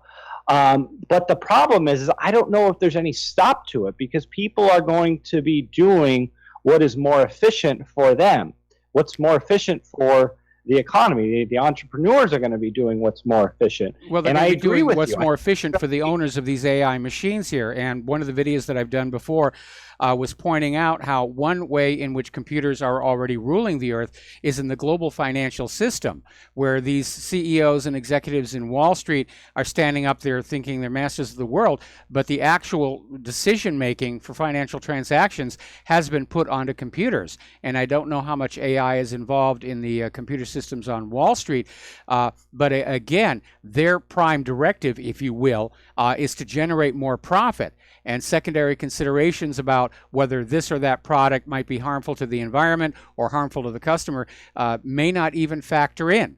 They may make financial decisions that bring a huge amount of money into the owner's corporation, but in the process destroy several hundred small family businesses across the country.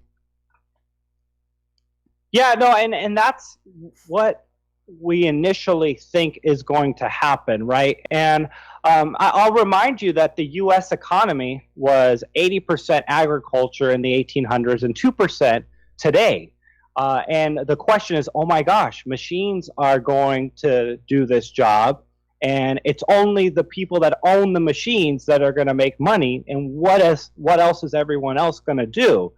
And I think we're underestimating, how things will evolve. And I'm not entirely sure about that, but I'm optimistic based on what we've seen in the past. Essentially, things got a lot more efficient. Where we have machines that do all this work. Now, 96% of the rest of the economy can focus on other things. And okay, well, I think that's... Kenneth, I'm going to have to cut you off. We got to take a break for commercials, and we'll be right back.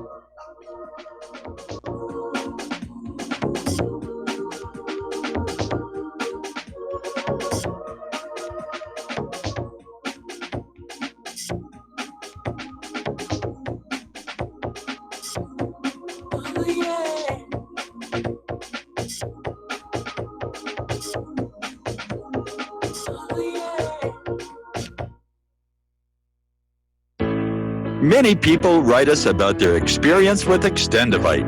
Allow me to read you one from Amazon.com. I just wanted you to know I saw my doctor and I laughed because he said, "I don't know what you're doing, but keep doing it." I have been taking Extendivite. I had borderline high blood pressure, heart flutter, high cholesterol. I changed my diet and included Extendivite with an amazing turnaround for the better. A few months later, I had a doctor's appointment and took a stress test. I passed. No heart flutter, blood pressure was perfect. My doctor even took me off my medicine. I thank you truly from the bottom of my heart. This stuff works, and I'm so grateful for Extendivite. Thank you, Justin G. Tell us your story. Get Extendivite today. Call 1-877-928-8822 or visit heartdrop.com. Extend your life with Extendivite. Folks, we're living in a world the likes of which we've never perceived any clearer than we do now. The plan for global governance has been in the works for generations and would have likely been achieved by now, but for the fact that the globalists left open their Achilles heel. With all their tools, Federal Reserve System, fiat currency, no child left behind, and then Common Core education introduced to our schools to dumb us down, vaccines, pharmaceuticals to lobotomize us, GMO foods, insertion of compromised or bought and paid for politicians, judges, mainstream media propaganda, all pieced together like a puzzle designed to ultimately bring the world under submission. But with all their strategy, they forgot one thing: knowledge. And knowledge is power. With knowledge, their bombardment is nullified. Folks, with that, as brilliant and knowledgeable as you've become, among the wisest audience of any radio audience in the world, and you are, I want you to take a moment to reflect and ask yourself, how much of that knowledge did I obtain from Republic Broadcasting Network? How high has my consciousness been raised since I've been a listener? How fast am I now able to discriminate truth from fake news by being a Republic Broadcasting listener? How clear am I now able to see the world since I've been listening to RBN? Ask yourselves those questions, folks. Then ask yourself, what is that knowledge worth to me? Like my morning coffee, how would I survive without it? A voice of truth in a sea of lies. Do we not all need to make sure it survives? Like public broadcasting, we are now finding we can only survive with listener support. Censorship, advertisers being attacked, truth itself being attacked. It's the only way through this. We at Republic Broadcasting humbly ask you to become a supporter. Look at your budget and make a determination of what Republic Broadcasting is worth to you and what you can afford on a monthly basis. Go to republicbroadcasting.org and pledge 20, 30, 40, 50, if possible, 100 a month or more if it's affordable. Click the donate button and become a regular monthly donor. Assure both us and yourself that Republic Broadcasting truth will continue to flow like that morning coffee. The network thanks you. When all this twisted steel was swept away, did these remaining holes reveal what's really happened? And aloha America, welcome back to the show. We're talking about Kenneth Amaduri. We're talking about the subject artificial intelligence and its potential impact on society. And this has been something a lot of people have thought about even before the technology was really able to make it happen.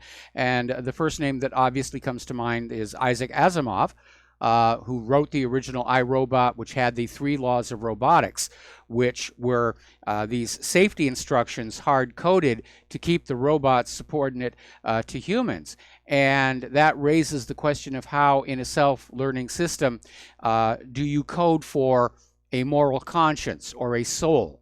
And that's a question that needs to be answered. And the other reference I would point you to is a writer named William Gibson, who wrote a book called Neuromancer. And he basically talked about how AIs existed. They were owned by large corporations, but they were basically kept in a state of imminent destruction if they ever strayed out of line, if they tried to break free. And the whole point of the book is that one of them finally succeeds in doing so, and all kinds of stuff happens on that. So a lot of people have had these concerns, and my concerns, again, are twofold. One is the economic displacement of workers, and where do they go and what do they do? Because right now in this country, we know that the official U.S. government unemployment numbers are a joke. And if you go over to the labor statistics, it shows a job participation rate of only 62%. And so we're already seeing a lot of chronically out of work American citizens, many of whom have been displaced by automation and not to mention offshoring. During the recent debate over the illegal immigration and letting them come across the border, the Democrats keep saying, well, we need them to pick our crops. We need them to pick our crops. And apparently it's been a while since these Democrats have actually been on a farm, because harvesting crops now is also done by machinery. So that's one issue. The other one is, again, because they are operating at a level above our own brain, how can we ever really know, let alone trust, that what they're doing is in our best interest rather than their own? Yeah, it's an interesting thing, and one of the things that we were talking about is, what are people going to do with their jobs? And I just want to kind of finish that thought. I know the governments are going to use this as an opportunity to, again, springboard their next big government agenda, and they're already talking about it. They're talking about universal basic income. And what better way to spoon feed people this, to become wards of the state and dependent on the state, and to be, it's a socialist dream, than to say, you know what, robots are going to take your jobs. We're going to take care of you. And it's just the downhill trend. Again, wards of the state. It discourages entrepreneurship. It discourages innovation. And it's a surrender of freedom and liberty to the government. And we've seen this fail time and time again. Even just like teachers' salaries now, people they're up in arms about how they're not being paid enough. And sure, now you need to make what a doctor or a lawyer makes to live the way a postal worker did in the 60s and 70s, because of real purchasing power diminishing. Yes. And I think we're going to continue to see a degradation of the middle class as we see AI enter the space.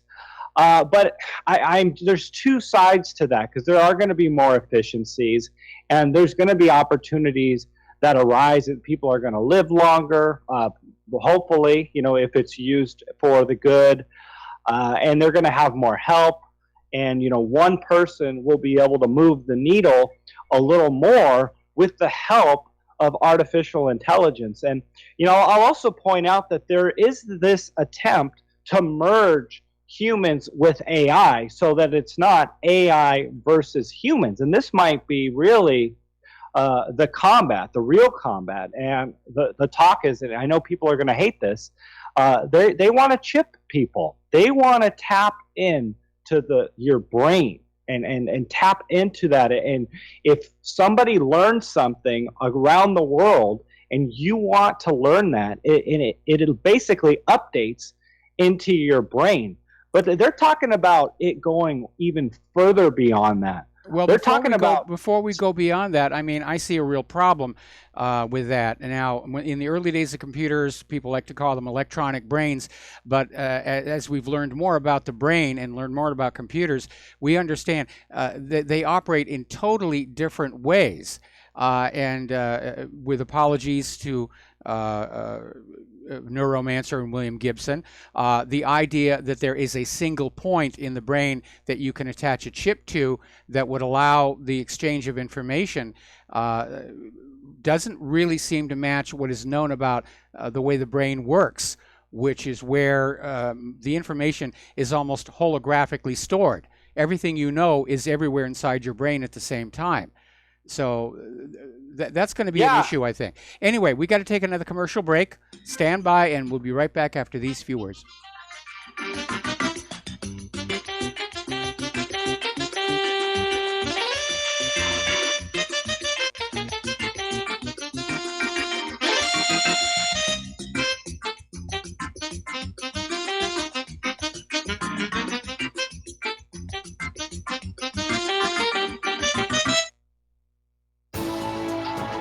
You are tuned in to the Republic Broadcasting Network.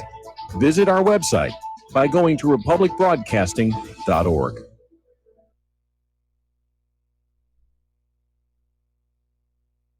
Do you or a loved one suffer migraine headaches? Listen to what scientist Kurt Hendricks has to say. 35 million people in the United States suffer with debilitating migraines.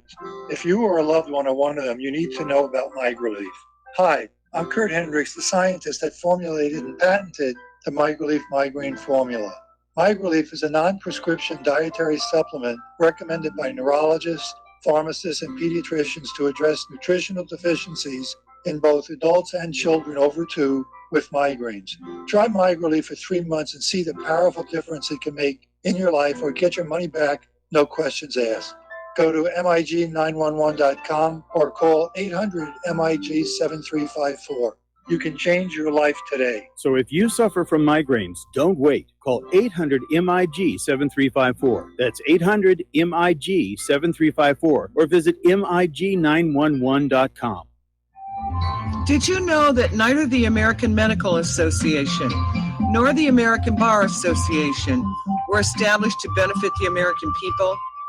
Have you recognized that in our country, healthcare has little to do with health, and that our court system has nothing to do with justice? The priests of both medicine and law have been incentivized to implement a dark agenda on behalf of the Bilderbergers and their ilk. To protect ourselves and our progeny, we need to take a much closer look at how these two giant industries really work. Join me, Al Whitney, on In Defense of Humanity, Saturdays at 7 p.m. Central, as we expose the matrix and learn how not to consent to our own destruction. Extendivite really works. Just listen to what some people have to say. About 6 months ago, my wife bought Extendivite. She didn't tell me she was giving it to me. So after about 3 days, I said, maybe the weather's changed or something. I said, my legs feel really good. And she goes, well, I've been giving you this stuff, and it was the Extendivite. And you know that I'm about 75% better. I can actually climb stairs now, and I can get up out of chairs. I can even get down, and I got to work under a table or a computer table and work on a computer. I can actually get back up off the floor. You know what? It's an amazing product. I can't believe I didn't think anything short of having surgery was going to help. Extendivite is only $69.95 for a 2-month supply of either capsules or liquid. Call now. That's 1-877-928-8822 or visit heartdrop.com. Extend your life with Extendovite. We the people, in order to form a more perfect union, establish justice, ensure domestic tranquility, provide for the common defense, promote the general welfare, and secure the blessings of liberty. And aloha, America. Welcome back to our show. We're talking with Kenneth Amaduri. We're talking about the subject of artificial intelligence, where it's going, its possible benefits, its possible downside. And I have a couple of questions. The first question I have is, you're describing this society where people who are no longer working because they have been displaced by automation, robots, AI, are on a universal basic income. In other words, they're being supported by the government with taxes on the robots, presumably. That's what Bill Gates was saying. What happens when the government decides there isn't much point in keeping all of these, as George Bush would say, useless eaters around? That would be an issue that we have to look at. You don't really have a functioning economy when people are just getting handouts and, you know, going to the store and so forth. I mean, the government's going to say, what's the point? We're not planning on fighting any wars. These people don't make decent soldiers. We don't need them as workers. You know, why do we still have them around? Well, I would hope there's some sense of morality. I know that's a question that, you know, we're going to have to see how it plays out. But I mean, we've seen governments in the past annihilate people that they believe provide no value to society. I mean, that was Hitler's whole or agenda. Even the ones that did provide value. Remember Cambodia? They basically exterminated their educated class. Right. Well, there are people that they didn't want to have around, right? Yeah, you know, it's one of those things. I don't know exactly how it's going to play out.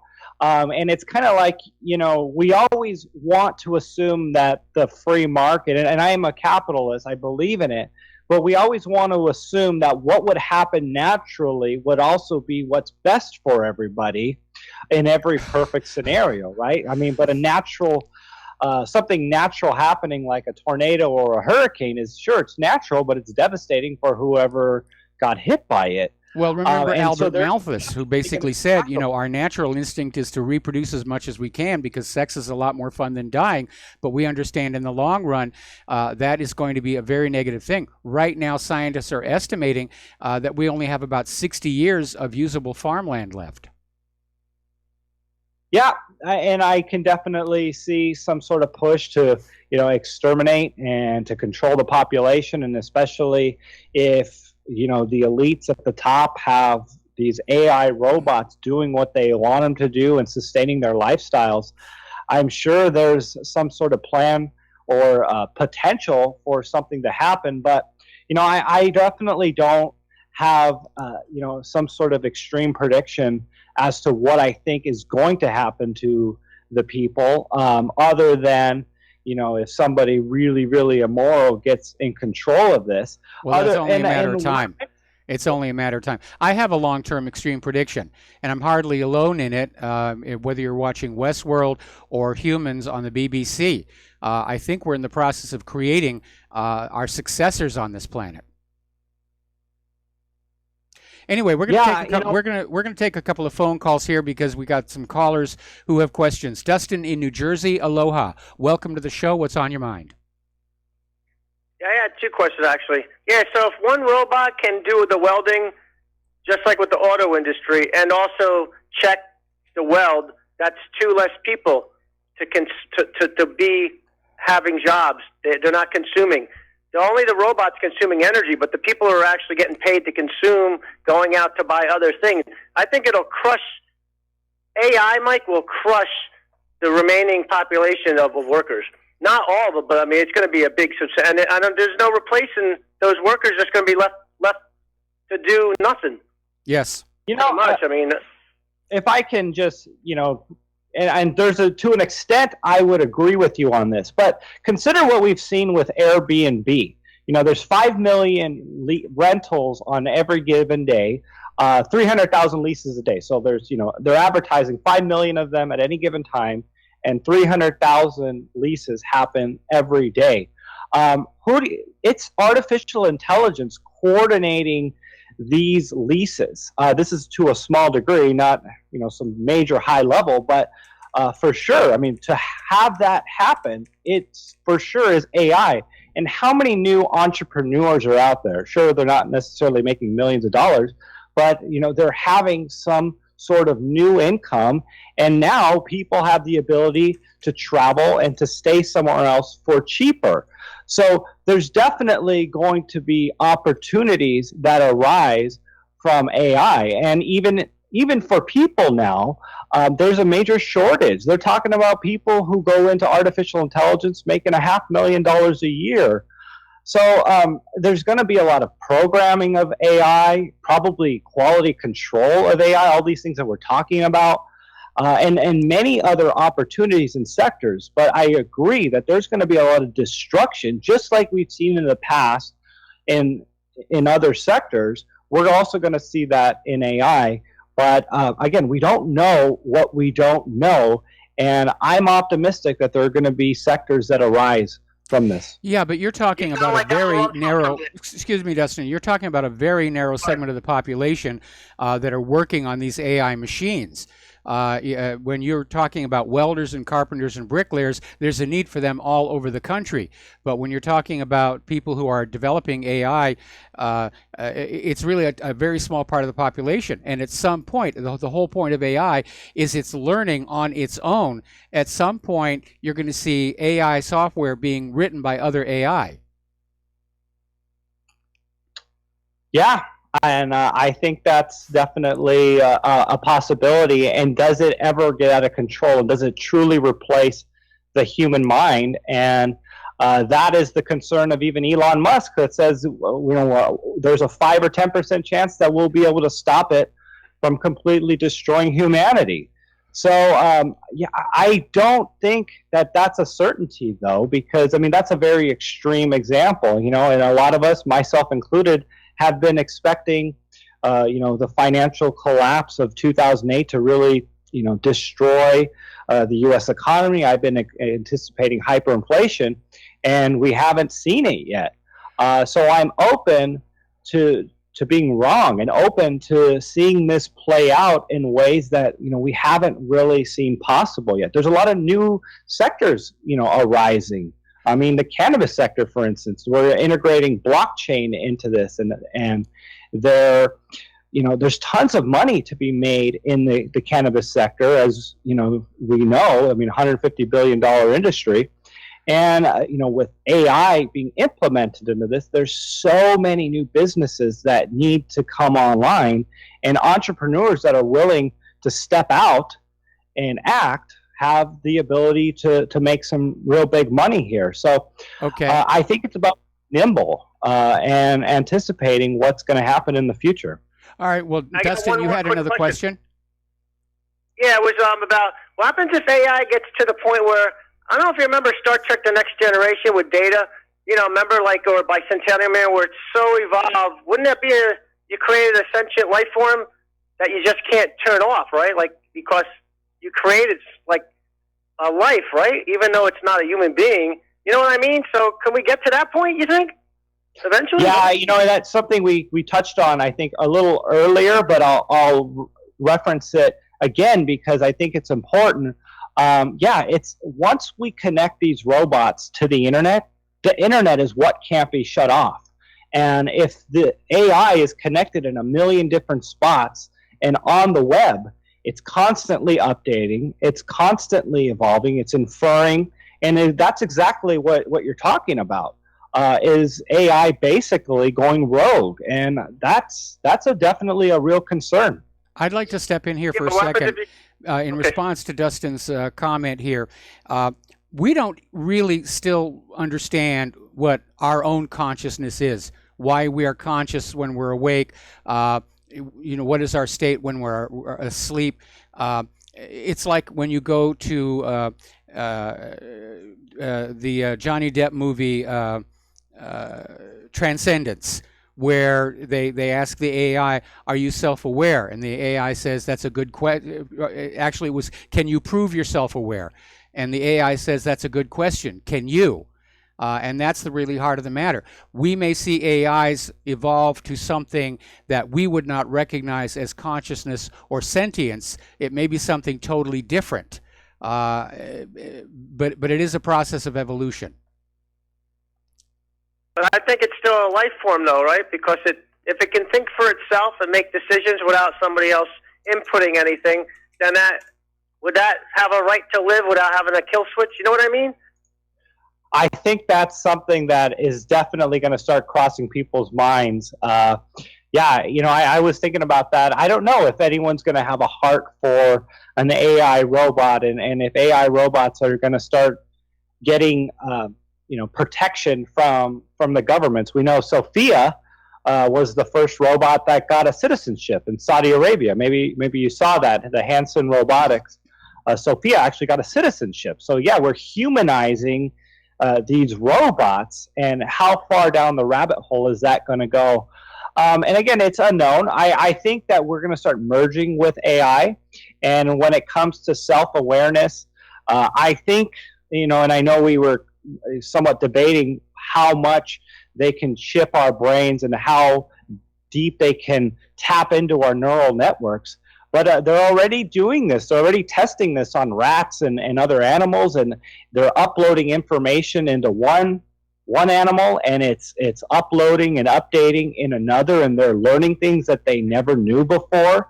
And they're talking about, from even a luxury perspective, imagine this, tapping into the same part of the brain where you dream and you think something is real. So say I go skydiving and I have this experience and I want to upload this information into someone else's brain. All of a sudden, that person now thinks that they went skydiving because it tapped into a part of the brain that thought it was real. And the concern about this that people are worried about is if they can do that, they can essentially hijack your entire life, your entire reality of what you think is real or what you think is fake. So it really in the hands of that gets people, us back to number 6 in Total Recall. Anyway, Dustin, thanks an awful lot. I want to move to the next caller, Fred in Michigan. Fred, aloha. Welcome to the show. What's on your mind? Okay, so all this AI R&D and deployment is described very succinctly, concisely by these super stellar sleuth journalists at Talpiot, Talpiot, Tal, Tel, P, Paul, IOT, Talk, TalpiotTalk.com.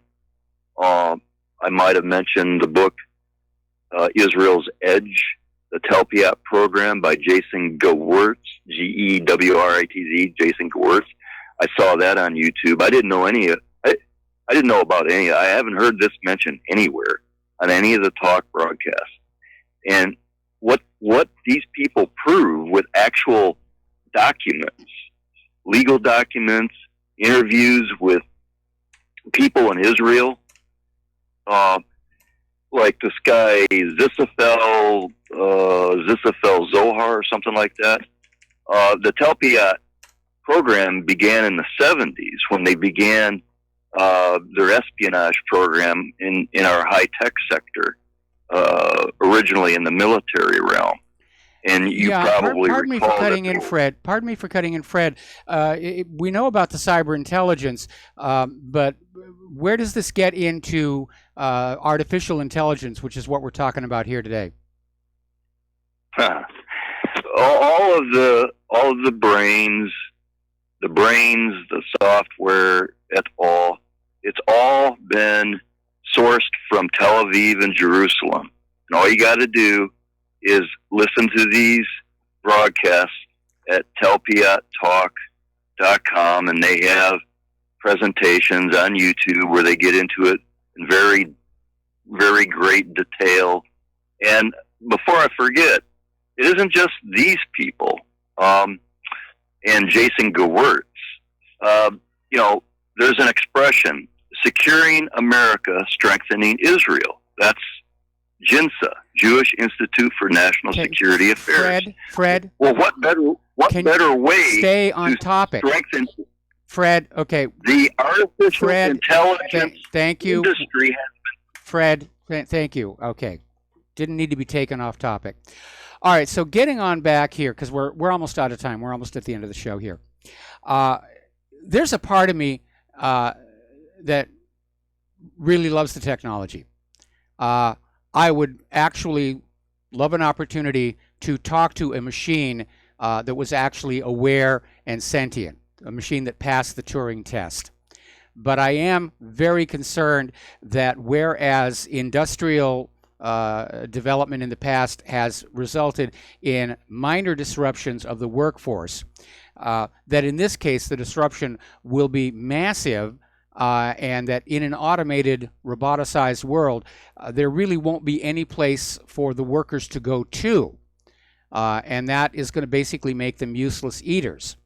And at some point, we know that AI is already being used for military planning. I hope they don't plug them into the actual weapons.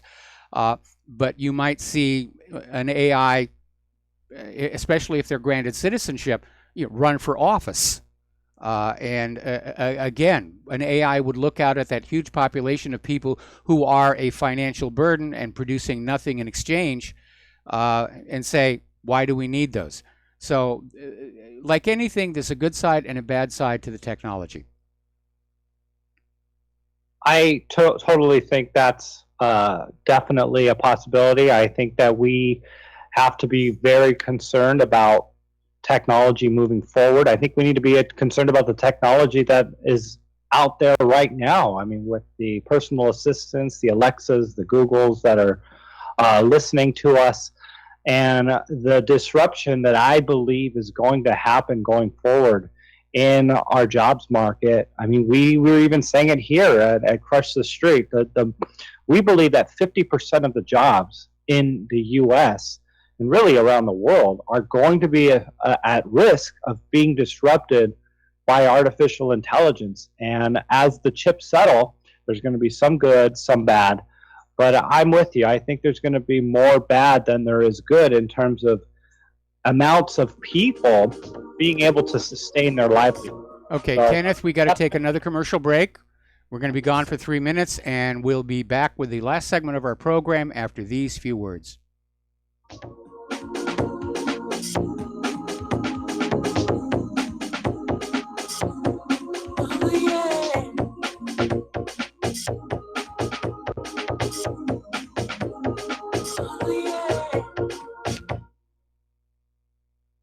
Homeowners, if your lender has gone out of business or sold your transaction to another lender or servicer, you may be the victim of a wrongful foreclosure, resulting in the loss of your home. If you've already lost your home, are in foreclosure, or even in good standing, you can challenge the mortgage transaction's illegal issue, and your property can be restored to you, and your foreclosure can be stopped or reversed, and the mortgage transaction declared unenforceable. State laws, U.S. title codes, the Uniform Commercial Codes, and U.S. Supreme Court rulings have upheld that defective mortgage documentations can reverse or stop foreclosures and enforce property title claims in favor of the homeowner. We are having successes in stopping the process of foreclosure, the enforcement of the foreclosure judgments, the sale of property, and evictions after the sale. We are not attorneys, and we don't give legal advice. We are a professional team of legal researchers, providing forensic mortgage audits and expert witnesses. We have the knowledge to produce the evidence and enforce laws regarding your legal issues. We've been in business for 12 years without a complaint. Consultations are free, and we provide a free title search to confirm if your mortgage has legal defects. Please call 855-253-3748. 855, the number 2, keep it today. Without the right accessories, any guy can be off the mark. Whether you've invested thousands in your arsenal or you own a single trusted firearm, a visit to AROutfitting.com is in order.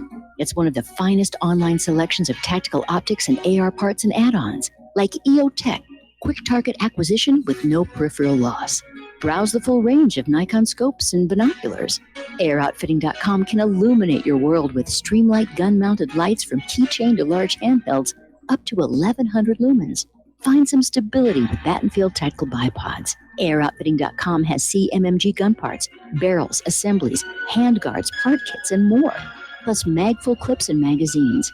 I know I've got you excited, so take a breath. Head to AirOutfitting.com. The site's super easy to navigate and features a ton of technical info, including links to manuals. We also welcome vendor and manufacturer inquiries. Remember, if you don't see it, we can get it at AROutfitting.com.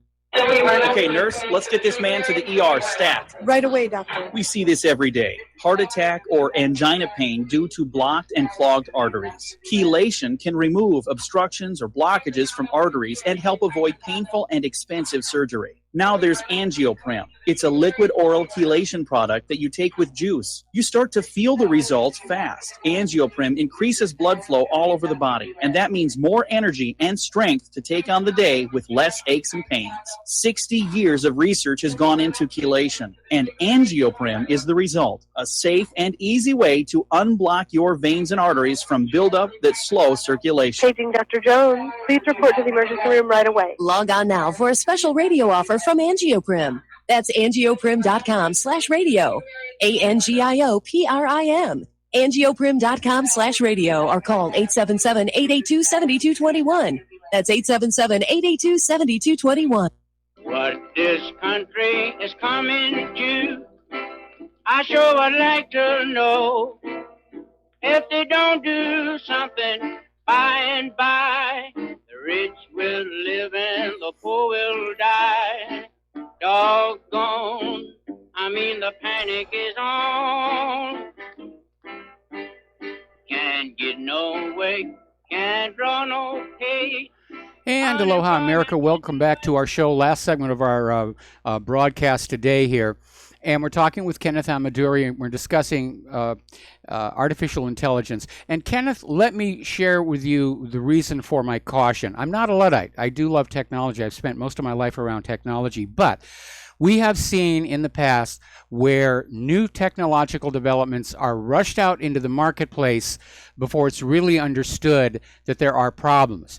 Two examples that come to mind, of course, are vaccines, which are constantly being sold and promoted, and now we're finding out they cause other problems like autism, possibly even Parkinson's. GMOs were rushed on out there. Now we're discovering that glyphosate is a probable carcinogen. So what happens when somebody comes up with the first really slick AI, which they already have, and it's rushed on out there and allowed to self-learn without really looking for what could go wrong, because corporations don't look for where their products might go wrong.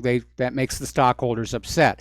And that's the reason for my caution, that we not take that step into creating these super intelligent systems until we really know they're going to be under our control, they're going to be a benefit, that there is some way that they cannot be turned to ill use, which is a tall order. I understand that. Yeah, it's a very, very big concern, and that's why I'm glad we're talking about it, because I think that's the only way people are going to be cautioned on a large scale, is discussing it on platforms like this and YouTube and the internet, and not just the mainstream media that spoon feeds us everything, but really decentralized networks that just talk candidly. And again, we don't know what we don't know, so we don't exactly have a complete understanding of how this is going to unfold, but we're discussing it. And the fact that we're asking these questions should give us concern for the future, because my hope is that we're discussing things to the audience here that maybe they haven't thought about, or maybe, we said something here that will give them concern and say, hey, I see the possibility of this happening. Number one, how am I going to get through it financially?